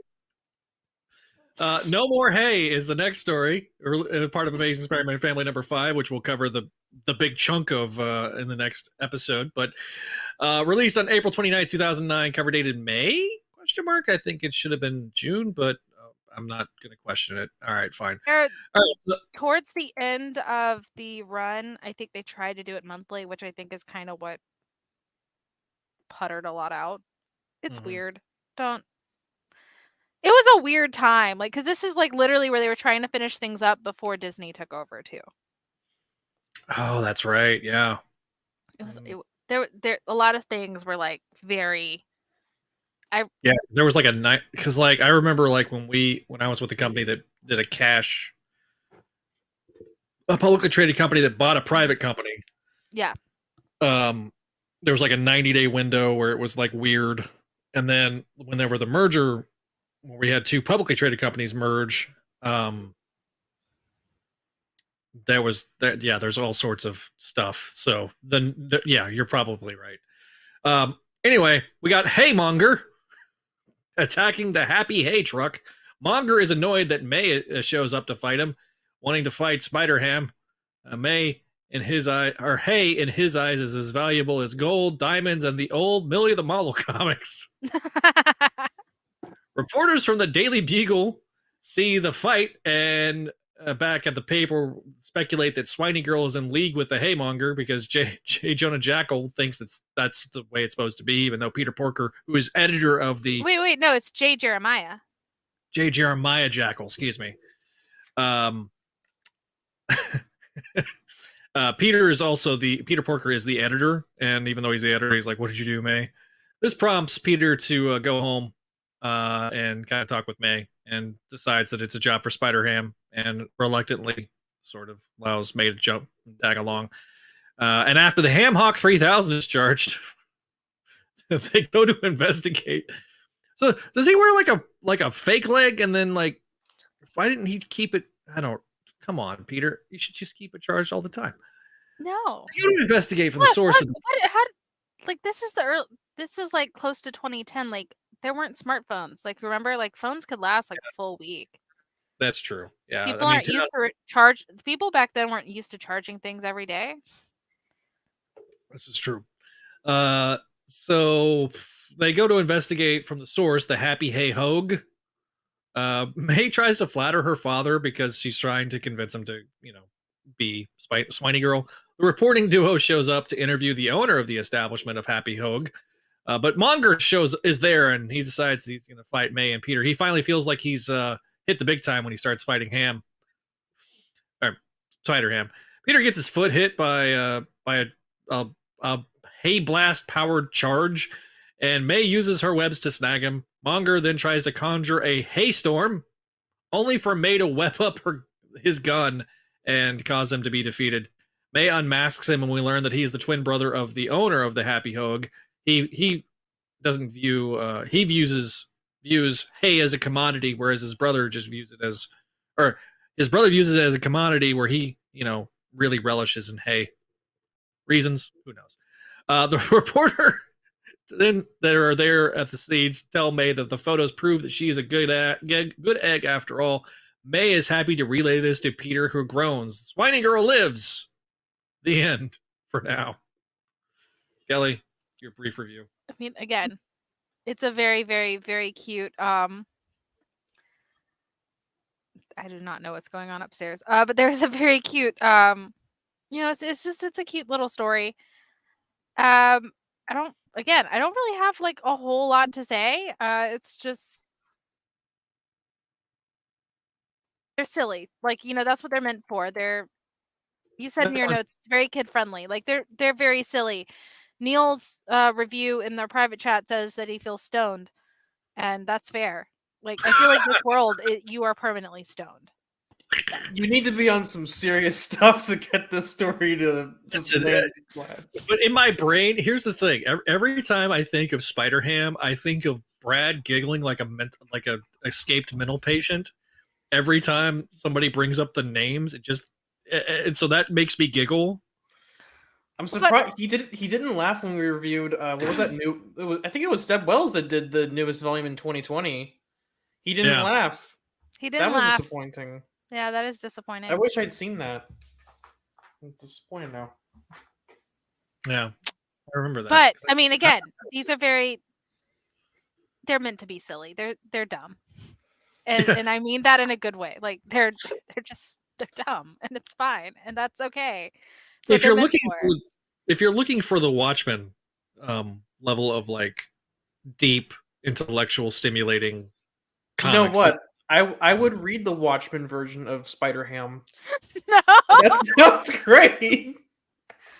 That is your fan fiction prompt. So I got a name for it. Hogwatch. Oh no. I'm tired of these people. Please. I'm tired of these hogs. Their struggles. You just see Dr. Hog Hatton just sitting on Mars. Oh no. Y'all are welcome for this. This is great, right? I'm glad I came on tonight. I was your protect support, but but with that, like I said, we're gonna make a radical shift between this story and the next. It's a very radical shift, and honestly, I'm like shocked that this is going to be a longer episode than normal, because I was sitting there going, "Oh, we don't have nearly enough." But like the fact that we have to explain every story is getting us like long. This is turning into a very special episode, which is great. You can take special however you need to. Now for tonal whiplash. Let's go. Yeah, tonal whiplash. All right. And Bigwin, yes, he almost made me do a spit take. All right. All right. So the next thing is actually a very special prose story. So it's not a comic, and it is called The Dance. It appears in, I thought I wrote it in. Oh, I did. Okay. You wrote appearing in, and then I didn't use it because I need to make my own notes. All right. So, but so basically, earlier, just before we went live, and I posted from a Comic Odyssey blog written by Frogoat. There are scans in that article about this story, The Dance. So it originally came from Spider-Man Magazine in 2007, and it's set somewhere around issue 13, right after the first breakup of Jean and May. But it is before issue 18. This story was reposted in 2009 in the Spider-Man Spider-Women Digest, but that is also really hard to find and out of print. So please give Frogoat's blog a look-see. We'll have this post, like I said, we have this posted on our Facebook right now. We'll post it elsewhere after this recording.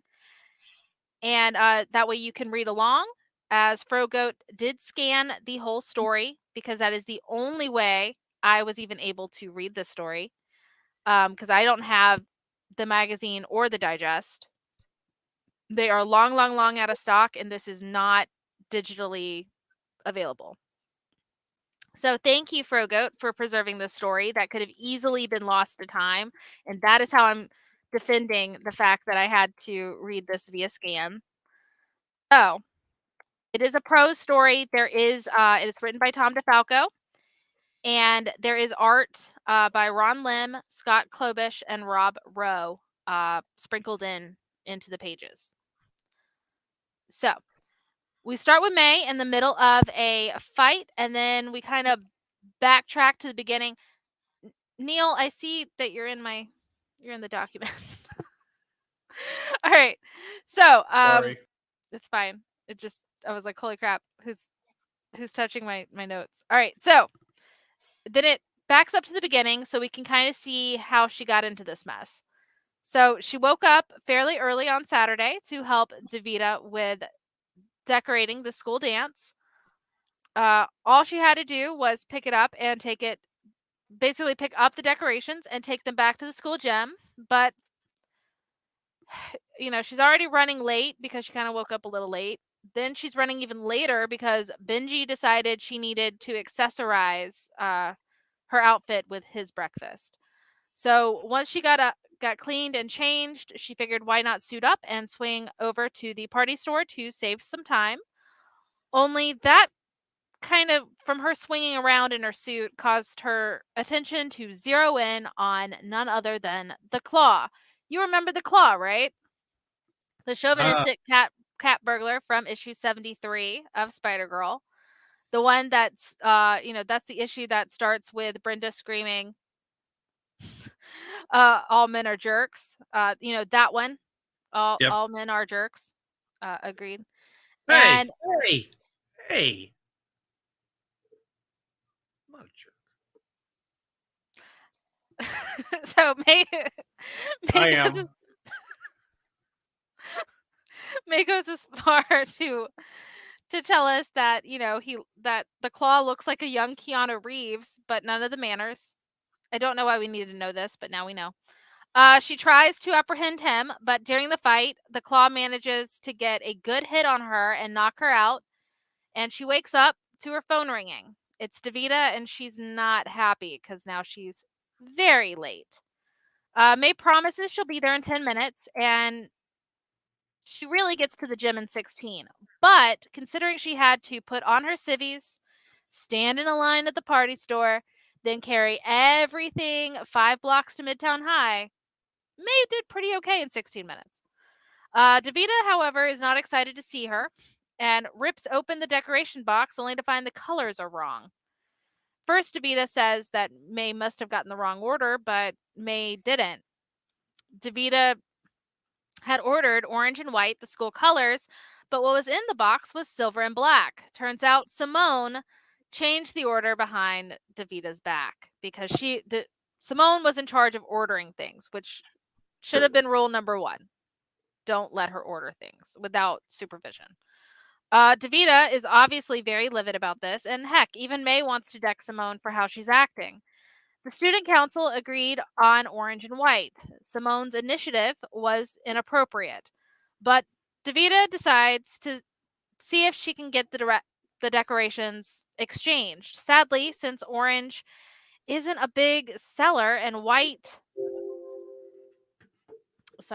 is kind of always needed, the party store just doesn't have enough to make an even exchange. As Simone overhears, she seems to think she's in the clear here, but Davida, taking an intimidating step forward, ready to just deck Simone, is not going to let her off that easily. Thankfully, though, Courtney comes in with a stack of papers and gets in between them, trying to tear Davida's attention and anger away from Simone. There seems to be a computer glitch with the tickets that they chose to do an ERSVP for, but the system isn't printing everyone's names out, which means they're going to have some very unhappy students if they don't get this sorted.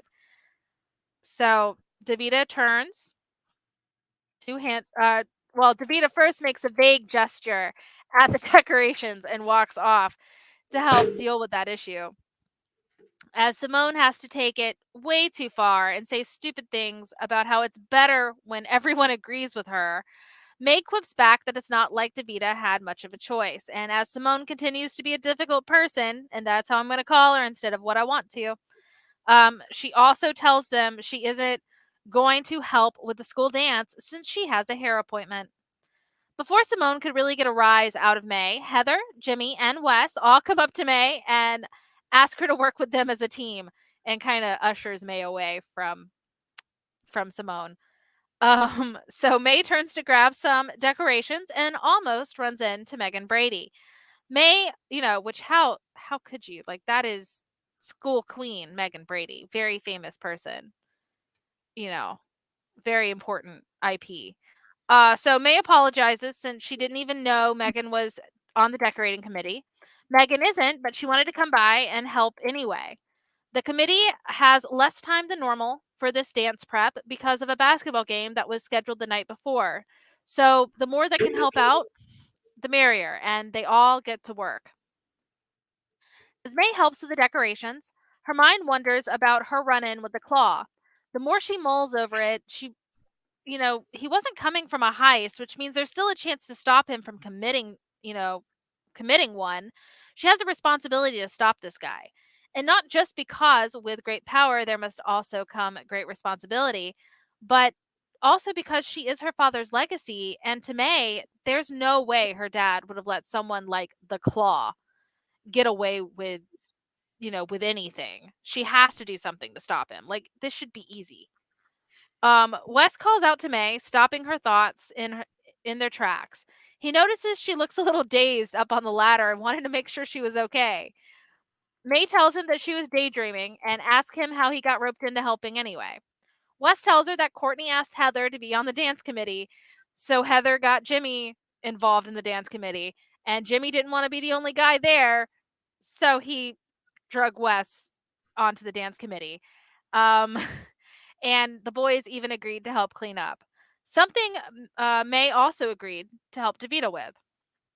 Wes, suddenly not able to look at May and really focusing in on his sneakers, asks May if she's going to the dance with anyone. And May tells him that she's going to be at the ticket table with Courtney all night, and she wouldn't want to subject her date to that since she'll be kind of working on it, like working at the event. And May then starts to internally muse how all her relationships seem to end badly. And I just wrote in all caps, May, what relationships? Gina's one guy, my girl. But all right. Like, is Normie still counting here? Like, your crush on Normie and Franklin? Yes, Normie and crush on is all these still counting? all the crushes that you've had. And also, technically, she did technically ghost Chris, which Chris was being weird. But, she did start avoiding him after he got weird. True. That's kind of on her. That's on her. I mean, could it not just be like romantic relationships? It could also be like just her general relationships overall. No, they're fine. They're fine, and we're going to discuss how they're totally fine right in a second. Okay, cool. Let me come back. Because there's a lot to unpack about May in this story. But anyway, as I get back to it, but like I said, Wes is like unable to look at her. He is just staring at his shoes, asking about the stance, and she's oblivious to what is happening here. So May notices again that Wes seems to be looking at his shoes, and instead of she goes, "Oh, well, they're nice cross trainers. I don't know why he's constantly staring at them. Maybe his feet hurt." Oh, May. Oh, May. Which I just she's just like me. She's just like her dad. that's what I literally wrote. Hold on. Hold on. But anyway, she thinks his feet must hurt. So then she asks Wes if he can give her some streamers, like not understanding exactly what he meant about the dance question. And he dejectedly, without a lot of enthusiasm, hands it to her. Like, his enthusiasm is suddenly gone about this entire conversation. And for May, that must mean his feet totally must hurt. And I just, again, in all caps, I wrote, May, what is your middle name, Parker? I swear to God, you are your father's daughter. Wes, a man denied his date. Oh, boy. Just, gosh. Damn it, Neil! Quit hopping in and out like a bunny. Take a shot every time you do. You'll be No. They'll die. Anyway, all I have to say is, obviously we know who May takes after when it comes to reading social cues, because it's not Mary Jane. Yeah, definitely not her mother. Especially not around boys. So, as they finish with the decorations, which not that May would ever admit it, but they do kind of look better than orange and white. She heads home to get ready for the dance and has figured out what she's going to do about the claw. She's going to call her Uncle Phil. Phil seems a bit short with May, mostly because he thinks she's asking, to keep this behind, like what's going on with the claw from her parents, which May is not. She just needs help in figuring out what the claw's up to. And if, her parents call and specifically ask about the claw, of course he can tell them, obviously. Phil mutters something to May that, May must have not heard correctly, because Uncle Phil would never use that language around her. No. But he did say he was looking into things for her, and that's a win at least. So, Split Pea hits May in the eye as she tries to feed her brother. Mary Jane asks if maybe she should take over so May can get... What are you shaking your head at? I got Vietnam flashbacks whenever the scene happened. So. Okay, yeah, well, that's what happens. Mm-hmm. So, tries to feed her brother. Mary Jane asks if maybe she should take over so May can get ready for the dance. May knows her mother is a bit disappointed. She doesn't have, that she's a bit disappointed that May doesn't have a date for the dance, which I don't think that's why Mary Jane is disappointed in you, May. I don't think Mary Jane's actually disappointed in you at all, but all right. Maybe it's because you don't seem that excited to go and be a normal teen. But when Baby Ben tries to wear a plate as a hat, May decides that is when she's going to hand the reins over to her mother and go get ready. So May gets cleaned up and dressed in a cerulean formal blue dress. So cerulean is like a bluish teal, with dyed dress shoes to match. And May starts to kind of do her hair when she hears a knock on the door. It's her dad, and he has a face which May has deemed half pride and half terror. Musing how her dad is often, her dad seems relieved she's going stag, and seems to really honestly go pale whenever she does have a date with somebody. And Peter asks if she's okay since she seems distracted. And May had planned on keeping the whole claw situation to herself. Besides, it's not like she could even go find the burglar. She had the dance to attend to and clean up after. So she tells her dad everything, including how she feels responsible if the claw hurt anyone while she was at the dance. Peter tells her that she can't think like that, and May reminds him that he always, didn't he always think like that? Which Peter doesn't argue. He gives May a smile and tells her not to worry about the claw and to just enjoy the dance. So at the dance, the DJ seems to be playing all the top 40 hits of the early 2000s, because it's contemporary pop and hip hop.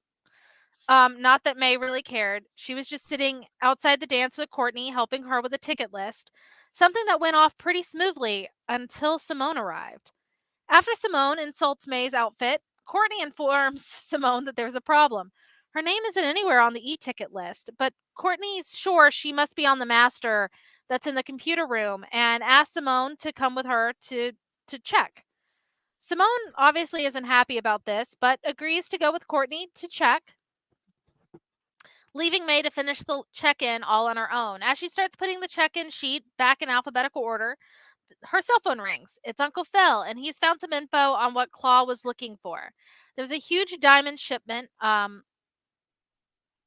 So there's a huge diamond shipment that's going out to JFK, and the armored car should be in their neighborhood of Forest Hills any minute now. Phil asks if May needs backup, but she tells him that she can handle a single cat burglar, which seems to, I guess, slightly offend Uncle Phil because I can't imagine him telling her whatever and hanging up otherwise. Something's going on with Phil in this in this story. Phil was in a mood for this one. That's all I can. Why? I don't know why. We'll talk about it later. May looks around and Courtney is still gone with Simone. Great. Thankfully, Megan sees May looking around and asks her if she needs a bathroom break. Megan is happy to take over for May since no one wants to dance with Megan and is kind of acting like she's invisible.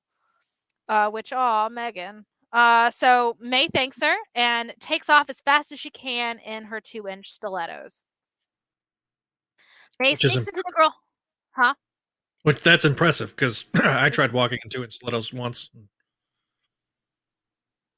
Anyway, moving on. Anyway, that's a story we should talk about later. But May sneaks into the girls' locker room to change, and she's almost done when a couple sneaks in to the locker room to make out.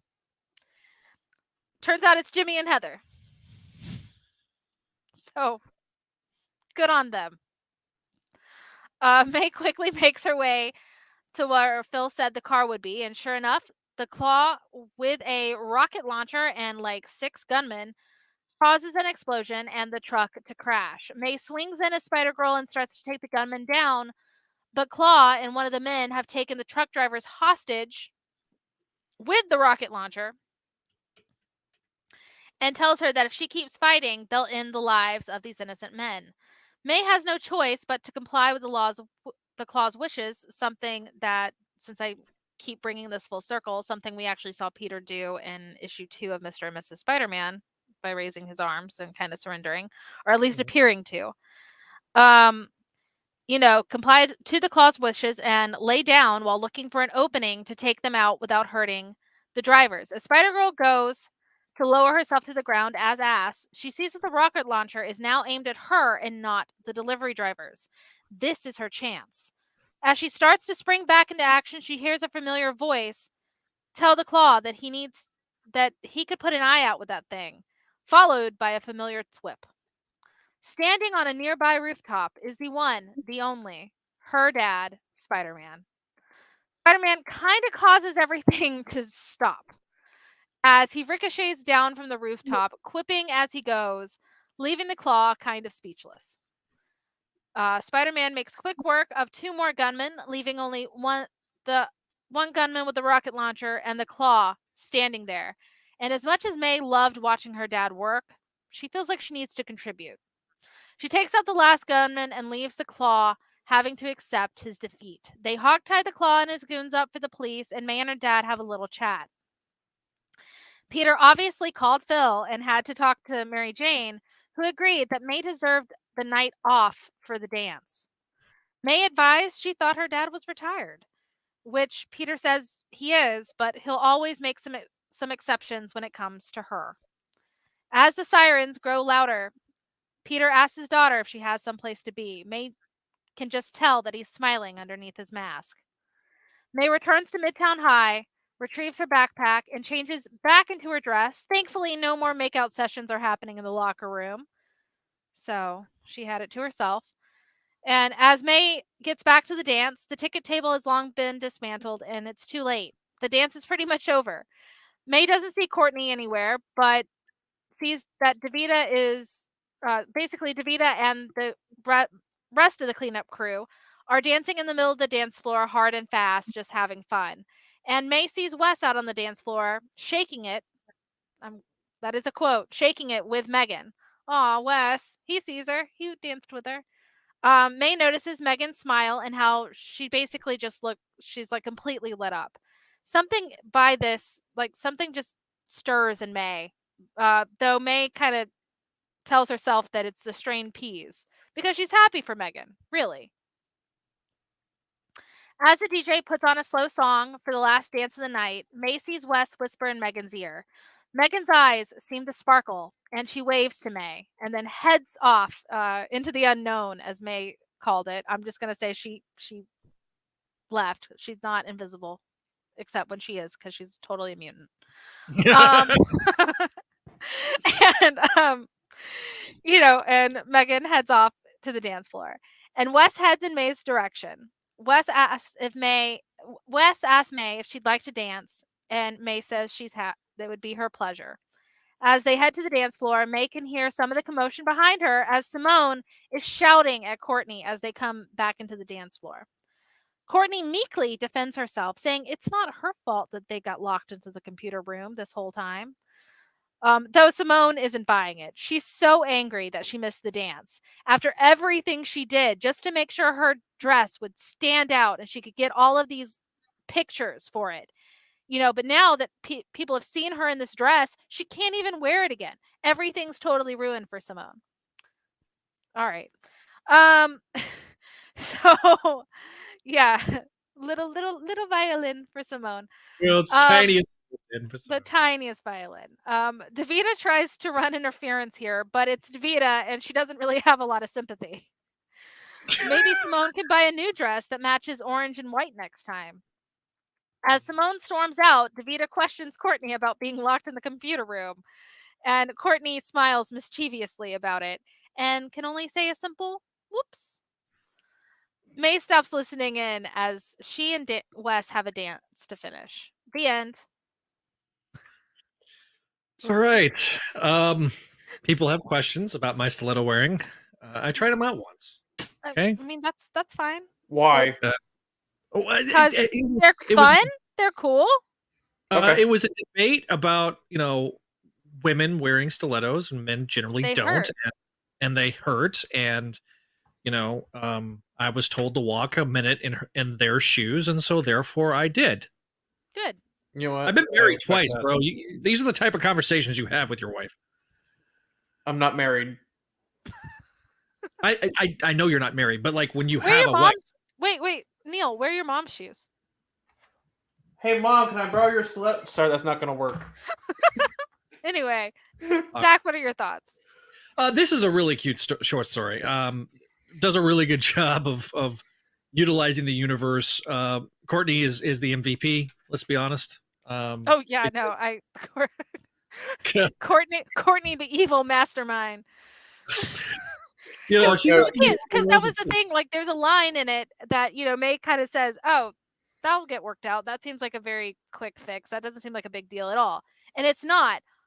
But like, Courtney immediately realized that she could mess with Simone if she laid the groundwork for the, oh, hey, there's some computer issues.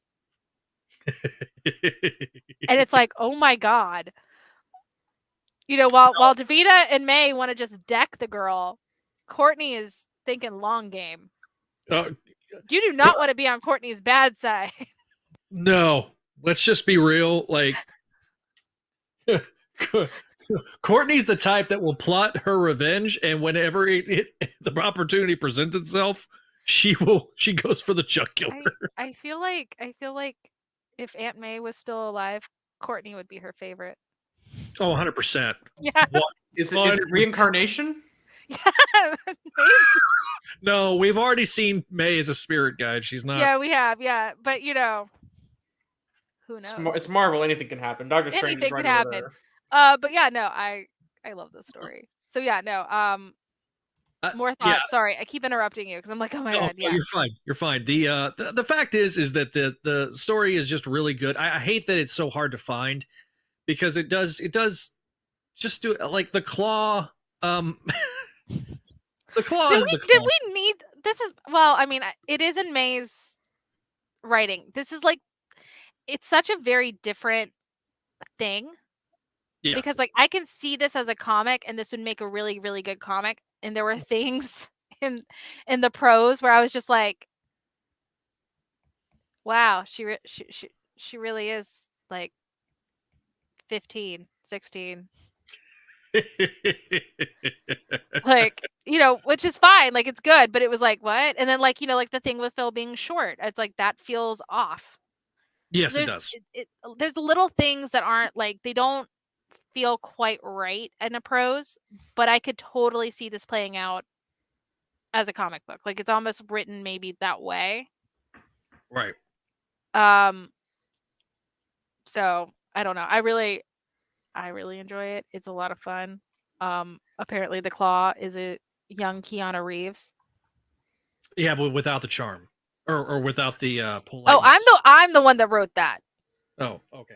FYI, because I was like, because the way it's written, May kind of goes back to the first time that they met, and she's like, yeah, he's cute in like a Keanu Reeves way, but man, what an attitude.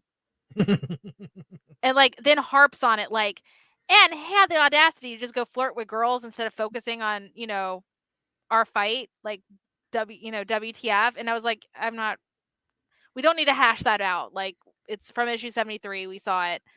So in a review, I didn't need to hash that out, but like that's a whole part of the scene because this is written, you know, in first person for her. Yeah. So. But yeah, no. Like I say, I liked it. What's the rest of your thoughts, Kel? Because that's my thing. I have a whole bunch of thoughts, but woo! So I did my best, like I said, to break it down. But again, not all details, as I just mentioned, because it is in first person, and I wasn't going to review it in first person. So hope that would have been an interesting experiment. Gosh, we had briefly discussed possibly like reading this out loud. Yeah. So then people, you know, the people that keep saying that they hear me in their head as May, which I don't understand because I sound like Rogue. I've got a thought. I want to talk about this after the show. Make an Audible, make a Patreon exclusive Audible of me reading it. I'll do it. Okay. We'll hash that out. Okay. All right, but yeah. So, like I said, I did my best to break it down with not all the details. So hopefully it's still good. But I love this short story. It's very, very cute.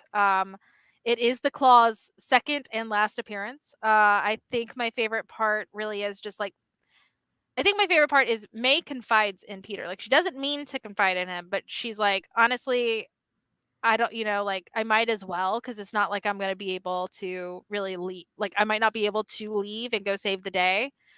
And this is this is what's eating at her, because she has these responsibilities between helping her friends and also preventing Claw. You know, and she tells her dad everything here. And Peter, you know, doesn't, if this had happened earlier, Peter would have like come in trying to take control, you know, like he would have gone like, no, this is, you know, I must protect my baby. I must, you know, do these things. And he still does that, but it's a little bit different here. You know, he still should have like offered and actually talked about this up front with her, like maybe called her and said, hey, I'm calling, you know, like, hey, you stay at the dance. I've just talked to Uncle Phil. I'm going to handle it, you know? And she doesn't quite do that, which I wish she had of, or he had of. But, you know, it just, him showing up and like going out of his way to help her and does kind of show that, you know, she doesn't always have to worry, or show to her, she doesn't always have to worry about the things that she does and the way that she does, even though she is her father's daughter 100% and is going to do it because that's just how they are. You know, but as long as he's there, he's going to have her back, and he's going to do what he can to help her out. And it, you know, it's a really sweet father-daughter moment, and that I think is the main part of the story that I really liked. And then obviously Wes being absolute Prince Charming, and we don't get to see it because there's such little Wes in these stories. But he really is a really cool, awesome guy. And then you know, Uncle Phil bugs me here because I really don't know what his problem is. And you know, of course, Courtney being an evil mastermind for the greater good is great. I will take that every time. Yeah. I like Courtney being an evil mastermind. But yeah, no. So with that, we have finished the Prose. And like I said, it is available on Frogoat's blog. We did think about reading it out loud and kind of realized that maybe we should probably not get that close to abusing fair use. So maybe we'll do it as a Patreon and keep it kind of paywalled.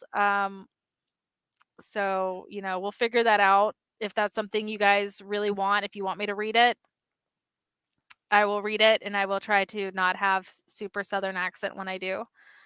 But yeah, no. So with that, we are done. Which 2.5 hours. We have not done a 2.5 hour episode in a long time. I know. We've been trying to keep them at like 90 minutes, but there's just making this a hodgepodge, and then of course probably 10 minutes or so of technical difficulties with me didn't help. Yeah. So, well, we're not done because we do have. But wait, there's more. That's right. There is a lot more, which are good things. But I didn't know if we had any reviews or voicemails. No voicemails and no reviews. Okay, So. but we do have mail time, and we got a letter. Oh, yeah. We got a letter.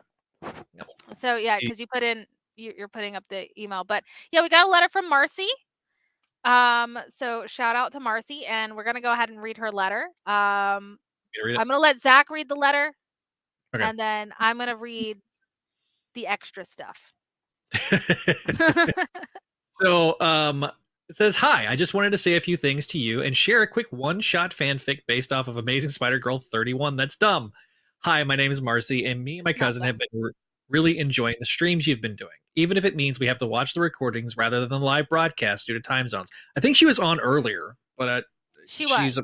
Yeah. So, hello, Marcy. Hi. Sorry that she's probably not on here at this point, but hi there when you're watching us later. The character means a lot to her and to her cousin due to how mysterious Mayday was to her back in the day. She remembers seeing her as a skin, or he remembers seeing her as a skin in the Ultimate Alliance. Yeah, the cousin. The cousin remembers seeing her as a skin in the Ultimate Alliance game and wondering what the deal was. For the record, she was a skin for Spider-Woman in the Ultimate Alliance game on PS2. Only for both of us to be shocked to find out that her, among other characters like Firestar, weren't just made up in their heads or the game, but actually characters that exist. They did this via Marvel's Superhero Squad Online, where they were playable characters. Yes. Yep. The two of them moved around a lot and had limited access to the internet, so not much could be done about finding these characters. Even so, we kept looking when they could, oddly getting some sort of confirmation through two random fan fictions. The first that she remembers discovering back in 2015 was this one. It was a link to the fan. Yeah, so the link is to the fan fiction Mayday Parker, Spider-Girl by Tokoyo, which was published originally in 2002 on fanfiction.net, and you can still find it. She did give us a link. We don't have it in the show notes, but you can go find it on fanfiction.net and just type in Mayday Parker, Spider-Girl. It should pop up. Yep. And that left Marcy satisfied.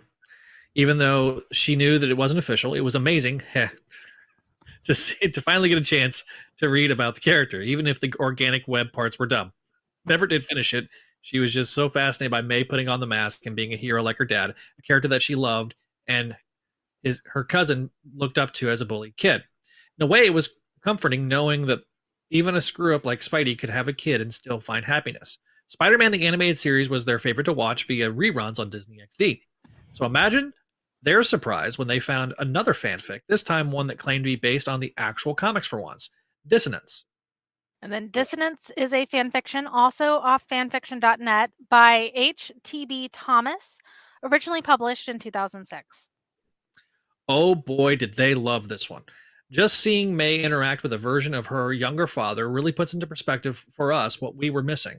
We weren't dumb. We knew the comics existed. We just never got around to actually reading any until her cousin bought Spider-Verse issue 5. We knew there were stories that weren't on TV. They just didn't have much access. Spider-Man Unlimited, the game, gave us an idea of where to look, and she was just happy to see Mayday again. Even if she knew jack all about her, she fell in love with the character and the concept, and that was enough to help her through tough years in middle and high school. Even if it was an endless runner, it was nice to play as May for once, especially as they grew to learn more about the Marvel Universe via Ultimate Alliance, Marvel vs. Capcom, or the different films. So in a way, seeing both you, Kelly, and Zach talk about the comics which her and her cousin have gotten into relatively recently, as in over the past 2 years, it has been spectacular, even if she knows what happens in the issues, and even if she knows that you started over 2 years ago. She still went through and watched all of it, at least the main videos, and she wants to save the MC2 ones for when she gets around to them. So I'm assuming those are like the ANEX. Yes, yeah. Um, you know, it's truly been a blast to see not only people who grew up reading the book as it was live, but seeing other fans who got to enjoy the same stories that she did as an awkward girl who was shy. Her cousin Matt is having the same, having used both Peter and May's experiences as the push he needed to get through school. So what she wants to say to us is thank you for being so awesome and just being there talking about something that not many really talk about, despite it being the longest running female solo book with no relaunches and stuff that Marvel has done. So thank you both to your team for bringing such amazing content, and she wishes us all the best. Just know that even if we aren't watching live, they are there watching the recordings once we wake up in the morning. Matt is only waiting to catch up with the current ASM to watch some of the videos about that, so thank you to everyone. Hope you enjoy this dumb little fanfic she made about the joke from last episode, and have a spectacular day. Much love from the United Kingdom, and I'm curious if either of you have ever read either of the two fanfics she's linked. It would be neat if you did. Sorry for making this so long. She has trouble putting thoughts into words. Have this nice banner, which I do have. Okay, awesome. Because I was like, I didn't know if you got it to pull up, but it is artwork from Spider-Man Unlimited without the game banner, and it's where Spidey and Spider-Girl are jumping in to battle the Sandman. And before I read something very special, which is Marcy's fan fiction, I do want to say I have read Dissonance a very, very, very long time ago. And you might be able to find a teenage comment on there if you can ever figure out what my fanfiction.net handle was, which, spoiler, you can't, I promise, not unless you know a particular Brie Larson pop song. And I promise you it's not the one you're thinking of. But I actually don't remember the first one. But, you know, maybe I'll read it since you linked it to me. But I did used to read, or at least try to read, Spider-Girl fanfiction. On fanfiction.net, it is a little hard to find Spider-Girl stuff because they don't have their own section. So it's inside the Spider-Man section. You got to basically search.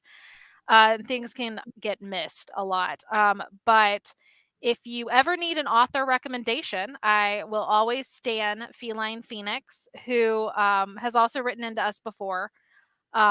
I'd still really love to get a fan art roundtable and a fan fiction roundtable to kind of like document that creative side of the Spider-Girl fandom, because I just think it'd be a lot of fun. But again, speaking of fan fiction, Marcy gave us permission to read her fan fiction out loud to you guys, about what she thinks the 31st issue could have been for Amazing Spider-Girl. And since I'm just honestly completely tickled by the fact that we actually got a story back, I'm excited to read this and share this with you guys. So it's a fun little. I did read it earlier, so but no, I did read. Also the fact that you were kicking yourself earlier about it. About making the typo. Oh, and so because you kept going, because I'm an idiot. And I was like, no, but this is fun. Like this is how you turn stuff around. It's fun. Just have fun with it. Oh yeah. So in the show notes for that episode, because I've already made the post, so I can just once the audio's done, I can just throw it in there. I poke fun at myself. So yes, but all right. Bye, so I'm gonna go ahead. Also, Lucy is still in the chat. She says it's 4 a.m. 4 a.m. I am so sorry. Thank you for trying to watch this live. So we are gonna go ahead and read Marcy's fan fiction. Author note: she would just like to preface that, she knows that April didn't get her name or identity until Spectacular, but she couldn't help including her. Plus, it was just way easier to call her April over calling her a second May. But here is her take. It is not dumb. A take on Amazing Spider-Girl issue 31. And let me go ahead and read it. So, the sun is setting on New York. The bright, colorful morning was slowly being replaced by the dreary, monotone night. Most heroes would be making their way home by now for a nice meal. Some would even be on their way from school to do homework. as was the case for two young girls. May, an athletic girl sporting shoulder-length hazel hair and crystal blue eyes, and April, a girl who looked almost to be May's genetic double. Almost, despite sharing the same face as her cousin, April sported long raven hair down to her back as well as a gaudy fashion sense. Both girls were bickering on their way home, singing the same old questions kids have said throughout time about boys and homework. Occasionally, an odd conversation about swinging from webs. Both bore smiles on their faces, almost enjoying each other's company. Luckily, they wouldn't have to bear the idea much longer, for the girls had made it to their home. But something was off. Standing outside their aged queen's residence was an older man, his hair as white as clouds, but tainted gray by the dirt around him. His face was covered in 1,000 scars, which he would have to bear forever. He wore a long gray trench coat that hid his form from any enemies. Said trench coat only came up to his knees, where metallic boots would poke out to the world. The years have not been kind to this man. The man named Cain, for he was cursed to walk the earth after the death of his brother. Trying to make amends for scarlet rage from a past life, in his hands was a 6-pack of beer and a hefty pink leather book whose cover had been beaten down with age. The man turned to the duo and awkwardly waved. "Do either of you have a key? Your father refuses to let me in." He claimed in a sigh, which further confused the girls. This was a man who would fight armies before breakfast, and yet he was asking for their help. May walked forward, shrugging as she did to unlock the door. As she was about to ask what the man was there for, April jumped the gun and beat her to it. "What do you want, old man?" Despite sharing the same voice box, April still managed to come off a bit louder and irritated. Leave it to April to be so direct. The man just sighed. "I've recently come into possession of some documents that I think your dad would want to see. Something that'll give him peace of mind that he hasn't had since your birth." The duo would have different but opposite reactions to what he was saying. April glared in annoyance at her mirrored double, wasting no time to make herself heard. April was quite competitive, not ever wasting a second letting May know that. After all, April did always come before May. May, however, seemed interested in what the tall, statured man had to say, so she motioned for him to walk inside into the living room. Once inside, she saw her mother holding up a child's toy, rattling it around in an attempt to amuse the barely born baby before her. The eldest Parker woman turned her head and instinctively clutched her youngest child with a grip. "What are you doing here, Cain?" Her voice calm but inquisitive. If there was trouble, the man would have broken the door down. And if it had to do with the girls, then they wouldn't have bothered to open the door to any potential threats. "Where's Peter? We need to sit down and discuss these." "I managed to find a copy of the Parker family tree off one of Madame Webb's minions, and it has the stuff in here that I don't think even Peter knows." The man placed the book on the nearby glass coffee table. I'm sorry, I'm reading things faster than I can say. On the coffee table, being extra careful not to shatter it with his strength. He proceeded to open the book, revealing photos and notes about every member of the Parker clan dating back at least 100 years. And if it was just that, there wouldn't be a call for concern. Most of that was public information you could track from yearbooks and news articles. But what was written under each entry was what was shocking. Cause of death, greatest achievements, mutant status, all were listed under each entry, covering anyone who was a descendant of Palmer Parker. It wouldn't be long until the patriarch of the family would arrive, limping inwards as he breathed a deep sigh and a look that screamed that he didn't like the situation. Upon sitting down, Cain would open the book so that Peter could see. Most of the information wasn't anything special, but they would occasionally stop on certain pages and reminisce. "Wait, Great Aunt May also had a sister named April?" May the younger said in astonishment.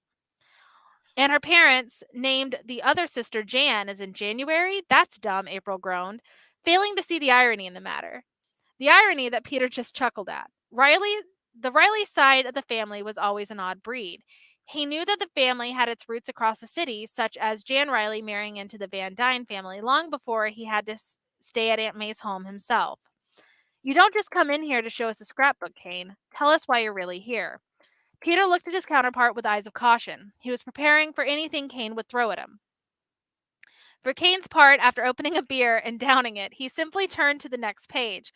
Audible gasps were heard from everyone in the room, save for Kane himself and the baby, who was too busy playing with his own foot to care. On the next page was a picture of Ben Reilly himself, complete with a paragraph explaining who he is and that he was the genetic clone of Peter Parker. That was not the shocking part. The shocking part was the fact that it listed him as being a father, something that the Parker family didn't know about. Wait, Dad, I thought you said that Uncle Ben died when I was a baby. And also, you didn't tell me that you had a clone, May shouted in concern. How the hell do we know that your dad isn't the clone? He isn't, April. Trust me, he isn't, Kane grumbled to himself. Now, if you'll stop focusing on that and take a look at what it says about Riley's family on the next page, Kane pointed to the next page where it stated the following. Ben Reilly, named after his Uncle Ben and Aunt May, had an heir before dying. This heir is the son of Elizabeth Thine. Elizabeth Thine herself cannot be confirmed to be alive. Thine, Elizabeth Thine. Why does that name sound so familiar? MJ pondered as she placed her hand over her mouth, using her free hand to get the baby to stop crawling on the floor. It's the last name of someone who works for Foggy Nelson, Peter realizes as gears in his head turn like a clock counting down. Riley Thine. Took you long enough, Kane mutters before turning the page to reveal Riley himself as well as his abilities. I've been keeping the secret out of respect for the kid's privacy, but after finding this book, it's best if you know and Whedon doesn't find out. Peter, unable to process this, simply walks to the kitchen to be alone for a second, a million thoughts running through his mind, ranging from when did Ben have the time to have a kid to what more do these people know about his family. Every second that passed, his mind would continue to drift back to the brother he lost that day, to the sensational Spider-Man. Peter had never tried looking for relatives because he never thought that there would be any to find. He should have known that Ben, being a clone of himself, would have had the same kind of sway and love life as he does. And judging by Riley's hair, it seems as the two brothers had more in common than just appearances. His loving wife, Mary Jane, would soon walk in after him, hugging him from behind to try and console him. How could I not know, MJ? Me and Ben were brothers. He sighed, completely ignoring the fact that Kane was in the other room with his daughters and son. Peter, I don't think Ben even knew. Things happened so fast back then, and he wouldn't have known if he had gotten someone pregnant before what happened. You said his final words were to take care of May. I'm sure that if he knew, he would have told us to keep an eye on Riley for him.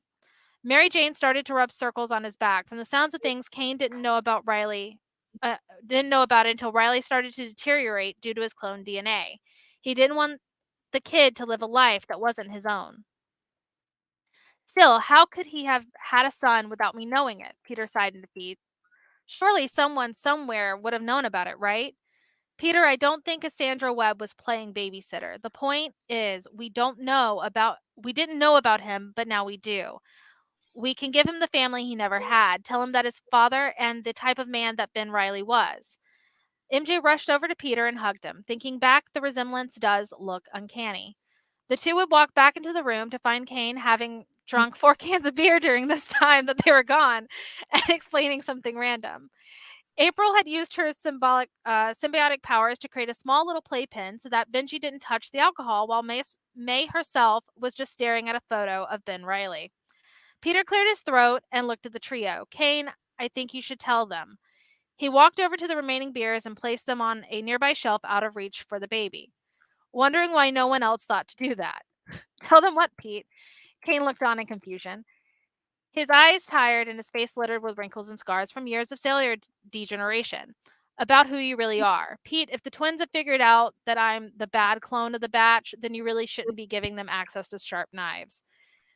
Or haven't figured out that I'm the bad clone, shouldn't be giving access to knives. He rolled his eyes as May elbows him in the stomach. Wait, so you're a clone? April looked on in surprise. How many clones of Dad are there?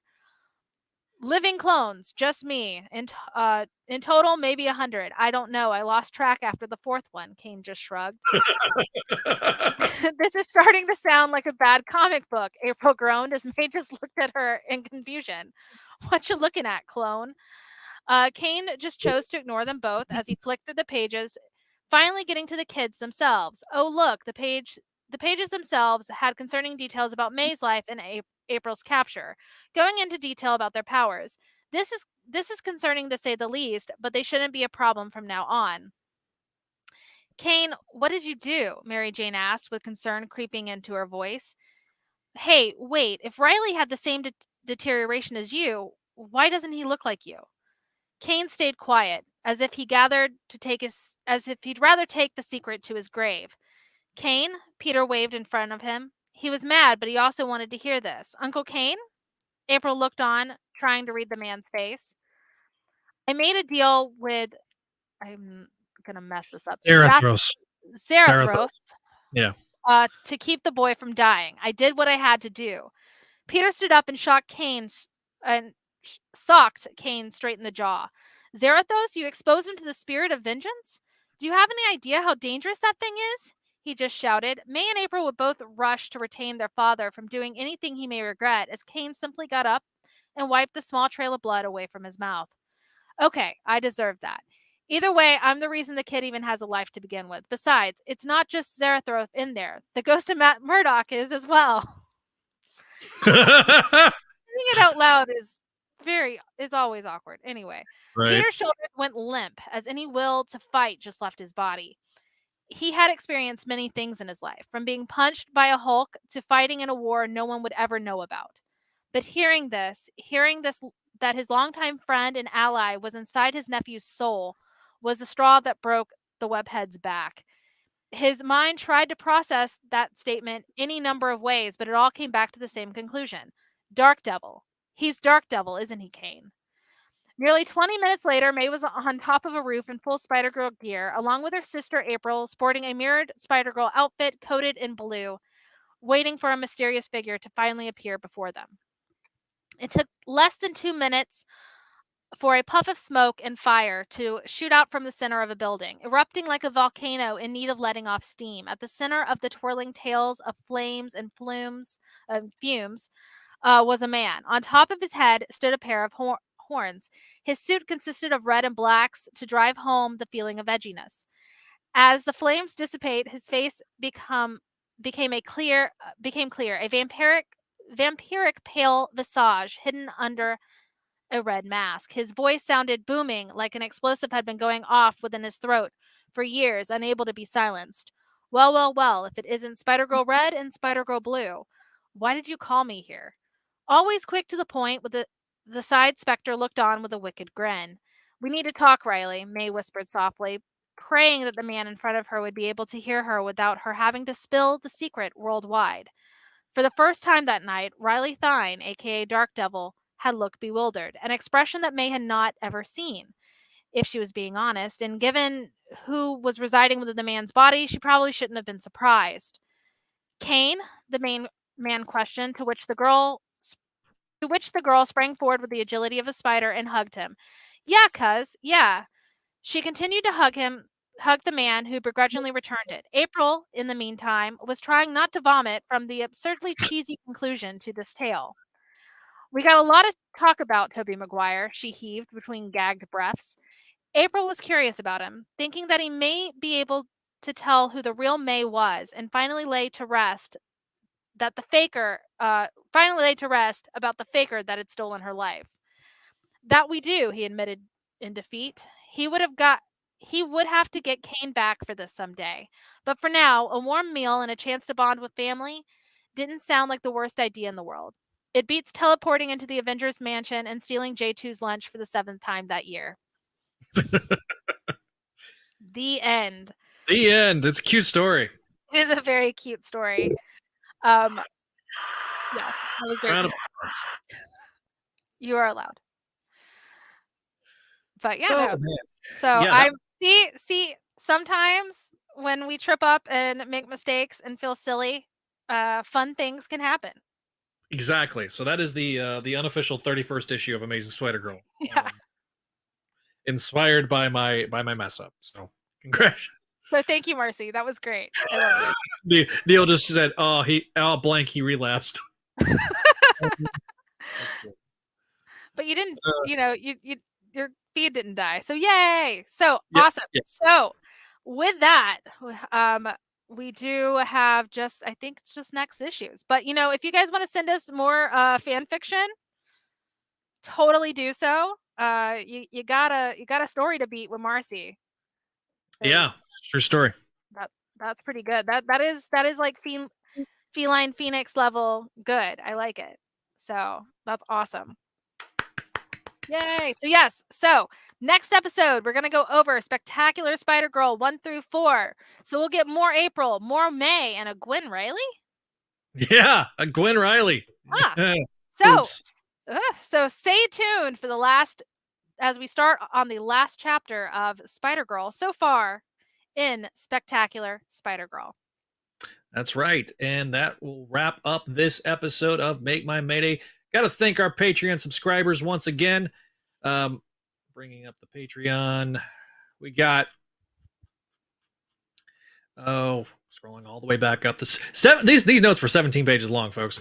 We got patreon.com/Spidey Network. Friends like Vinkman Scott, who have been our supporters since the beginning. Greg, Kale, Phoenician, Georgia, Cindy, Jessica, Catherine, Keegar, Laura, Master Dramin, Ed, Allison, and our newest Patreon listeners, Vicky, Scott, Janelle, and Vanessa. Scott, Janelle, and Vanessa are not up on the screen, but they are our newest Patreon subscribers. Thank you guys and girls for your support for all the shows on the Spidey Dude Radio Network. And if you're listening to the audio edition of the show, thank you again. Leave us that 5-star review. Let us know how we're doing. If you want to be a part of the program, you can always leave us feedback like Marcy did. You can leave us emails at, let me get that comment off the screen. And get the banner off the screen. All right. So you can always leave us an email at SpideyDudeRadioNetwork@gmail.com or MakeMyMayday@gmail.com. You can find us on Facebook, at Spidey Dude Network. Twitter is at Spidey Dude Radio and at Make My Mayday. YouTube, if you have not already joined the YouTube page, give us a like, share, and subscribe. Go to Spidey Dude Radio Network, youtube.com/Spidey Dude Radio Network. Instagram, find us Spidey Dude Network and at KMcDaniel28. And TikTok at Make My Mayday and at Spidey Dude Network. Thanks, guys, for listening. Thanks for being a part of the episode. This was a lot of fun. And we will talk to you guys next time. And sorry, Chris, I forgot about that. My bad. Yeah. Well, we'll as we've come down, we were almost there. We were almost there. I'm so sorry, Chris. I totally forgot about you. Yeah. So we will. You know what, Hank? I can edit this part out. So on the audio edition. That's what I'm saying. You can probably redo the tail end of that because I was pretty quiet. But get what's your thoughts? What was my thoughts on dark web? Oh yeah, I think that's what he was asking earlier. Yes, he was. So okay. I hated it. Okay, let's be real. Neil, you can attest to this.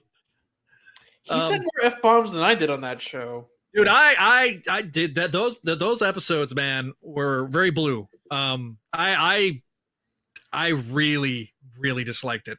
I do want to say there was I can't remember who it was on Twitter. It was a Spidey Comic Compendium, I think, that did an interview at Emerald City Comic Con with Zeb Wells. Yes, they did. Yeah.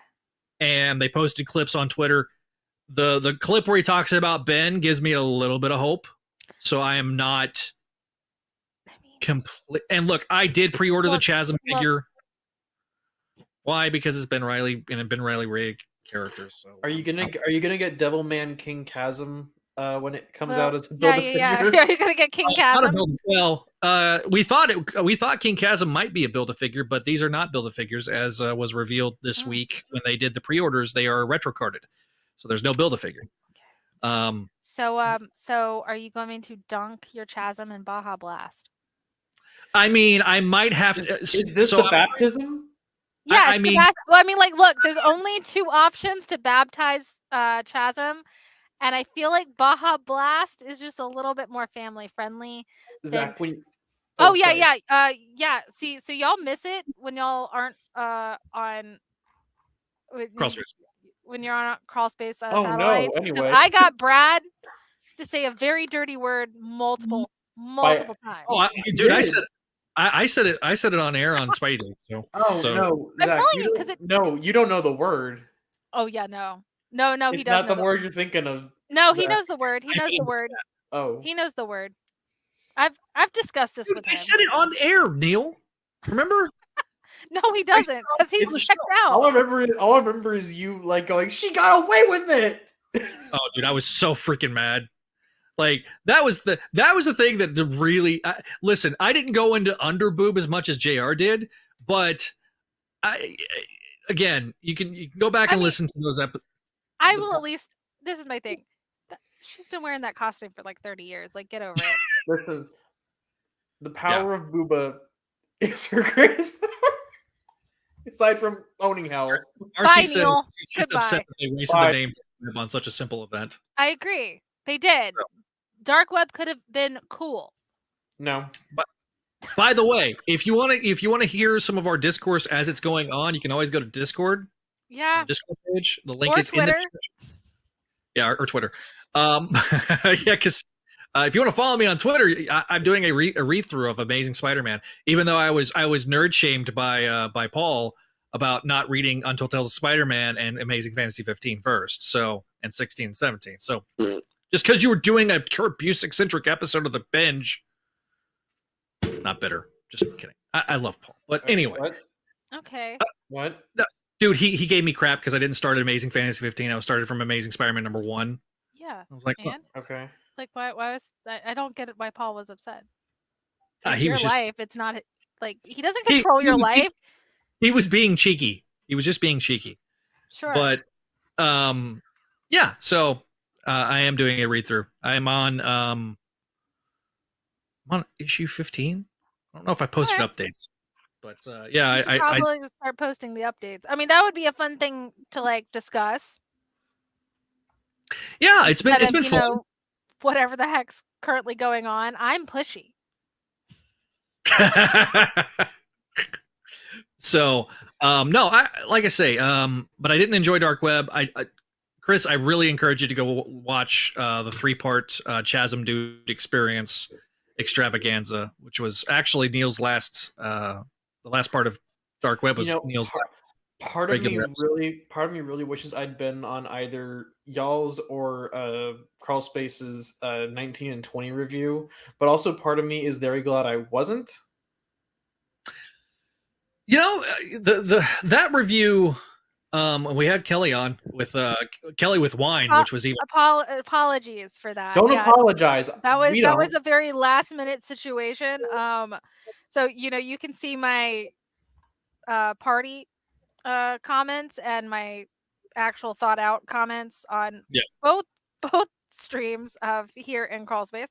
On Crawl Space, I was fed to the wolves as I normally am by always taking I'm always given the hot issues, and I was given the hot issue that makes no sense for it to actually be hot, because honestly, for the amount of ire, the issue is very boring. And I mean that and I don't mean that in a bad way. Like, I'm not being negative by saying, I'm literally like, why are y'all so upset over this issue? What is so upsetting in this issue? Oh, this one line that's taken out of context, and literally you can interpret it. Like, it was interpreted 2 different ways on Crawl Space. We've seen, you can go on Discourse and Twitter and see McNulty's comments, which I actually think are very insightful towards that as well, which is a different take than Brad had. And that's okay. We're all okay. But ultimately the issue is MJ has a choice where she is not currently with Peter. That is her prerogative. That was her choice. Peter cannot just show up and do that. So anyway, apparently me saying, hey, Peter Parker is not a homewrecker means I'm very pushy. I'm very preachy. Preaching about morals, man. Just man. Oh no, being a good person, antithetical to the Amazing Spider-Man. No, man. Yeah, that's what Kelly did in this bit too. That's my brief thoughts on Dark Web, and I did pre-order Chasm and the Beyond suit. I'll be honest. Okay, I'll be honest, Zach. Don't feel bad for buying a figure that looks pretty good. I know you don't like Chasm, but the figure actually looks pretty neat. I don't think it's worth $20. I don't think any figure is worth $20. Yeah, I know. But these are $25, so it's not even $50 anymore. Listen, I didn't pre-order the entire wave. I wasn't feeling that Miles design. I still don't. The Elektra Nachio's Daredevil it looks great, and the Jessica Drew, I said on stream I liked it more in figure form. I decided, if I'm not going to do the whole wave, if I see those out in the wild, I'll pick them up. But like, I'm just not going to pre-order them, because by not buying those other ones, I could buy 2 of the retro carded ones that I wanted, because they changed up the carding on the modern figures, which I didn't necessarily like. But they did the retro card for the Rose and Tarantula, so that's what I collect on cards. So I ordered 2 of those. So it's like one of those things. So. And Chris, it's just, it could be that Brad has to be a lot more choosy with his streams, because there's 40, 50, 60 people, sometimes 100 people on the stream. So it may not be that he's not putting your stuff up, but it's like he does have to prioritize. Yeah, like I Spidey Dude Radio Network became a member subscriber for him last week, and he only put up one of my comments, and I was in the comments talking a lot. So. Okay. Let's be fair here. It really does depend on if it's relevant or not. Yeah. And because sometimes there's side conversations that are happening that are not. Yeah, like in the last. Yeah, and then and two, as I've stated to you, Zach, it would have been different if you had done your personal. You did us, like you did Spidey Dude, which is a brand. Still, it's a different brand, and this is it's the Crawl Space show. It's not like we're not trying. We can't do stuff. I know, like we freely talk about Crawl Space. We freely talk about Spider Talk and other things on here. Crawl Space kind of sticks to Crawl Space, and that's that's just the way it is. And so again, it's nothing personal on anybody. If things aren't getting answered, everything's kosher and chill. But you kind of have to realize, if it's not directly relevant and it doesn't really fit, it's not like a safe kind of comment sometimes. Not saying, Chris, yours weren't. I don't know. That's why. I can confirm I was in the trenches. Most of my stuff was just meme posting about Paul being the best character in the book.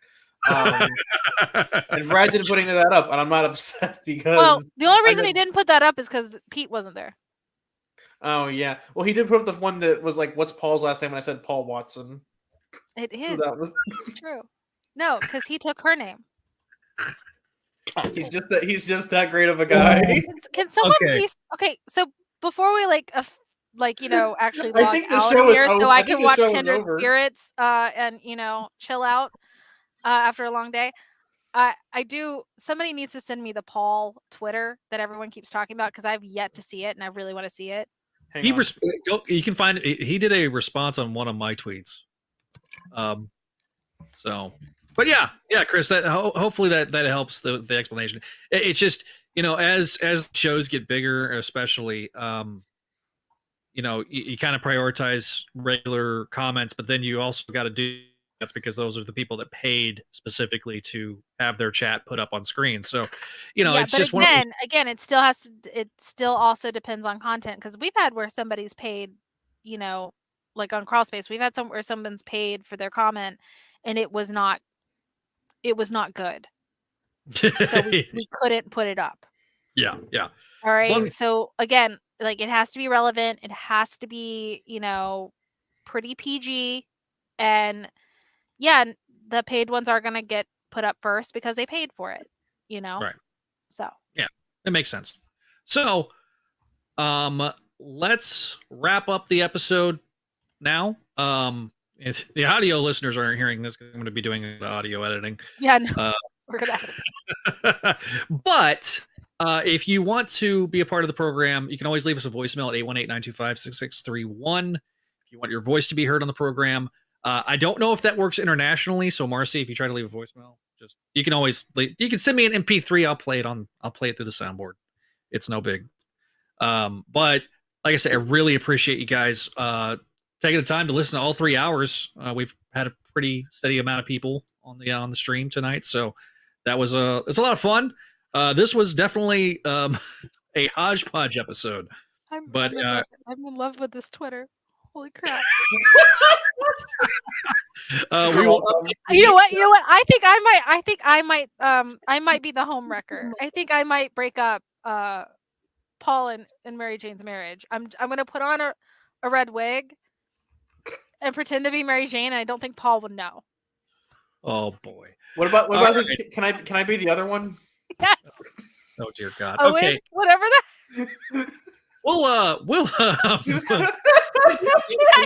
Stephanie / Romy. This is what happens when you get the three of us in the same room. All right. All right. We're gonna wrap the episode up.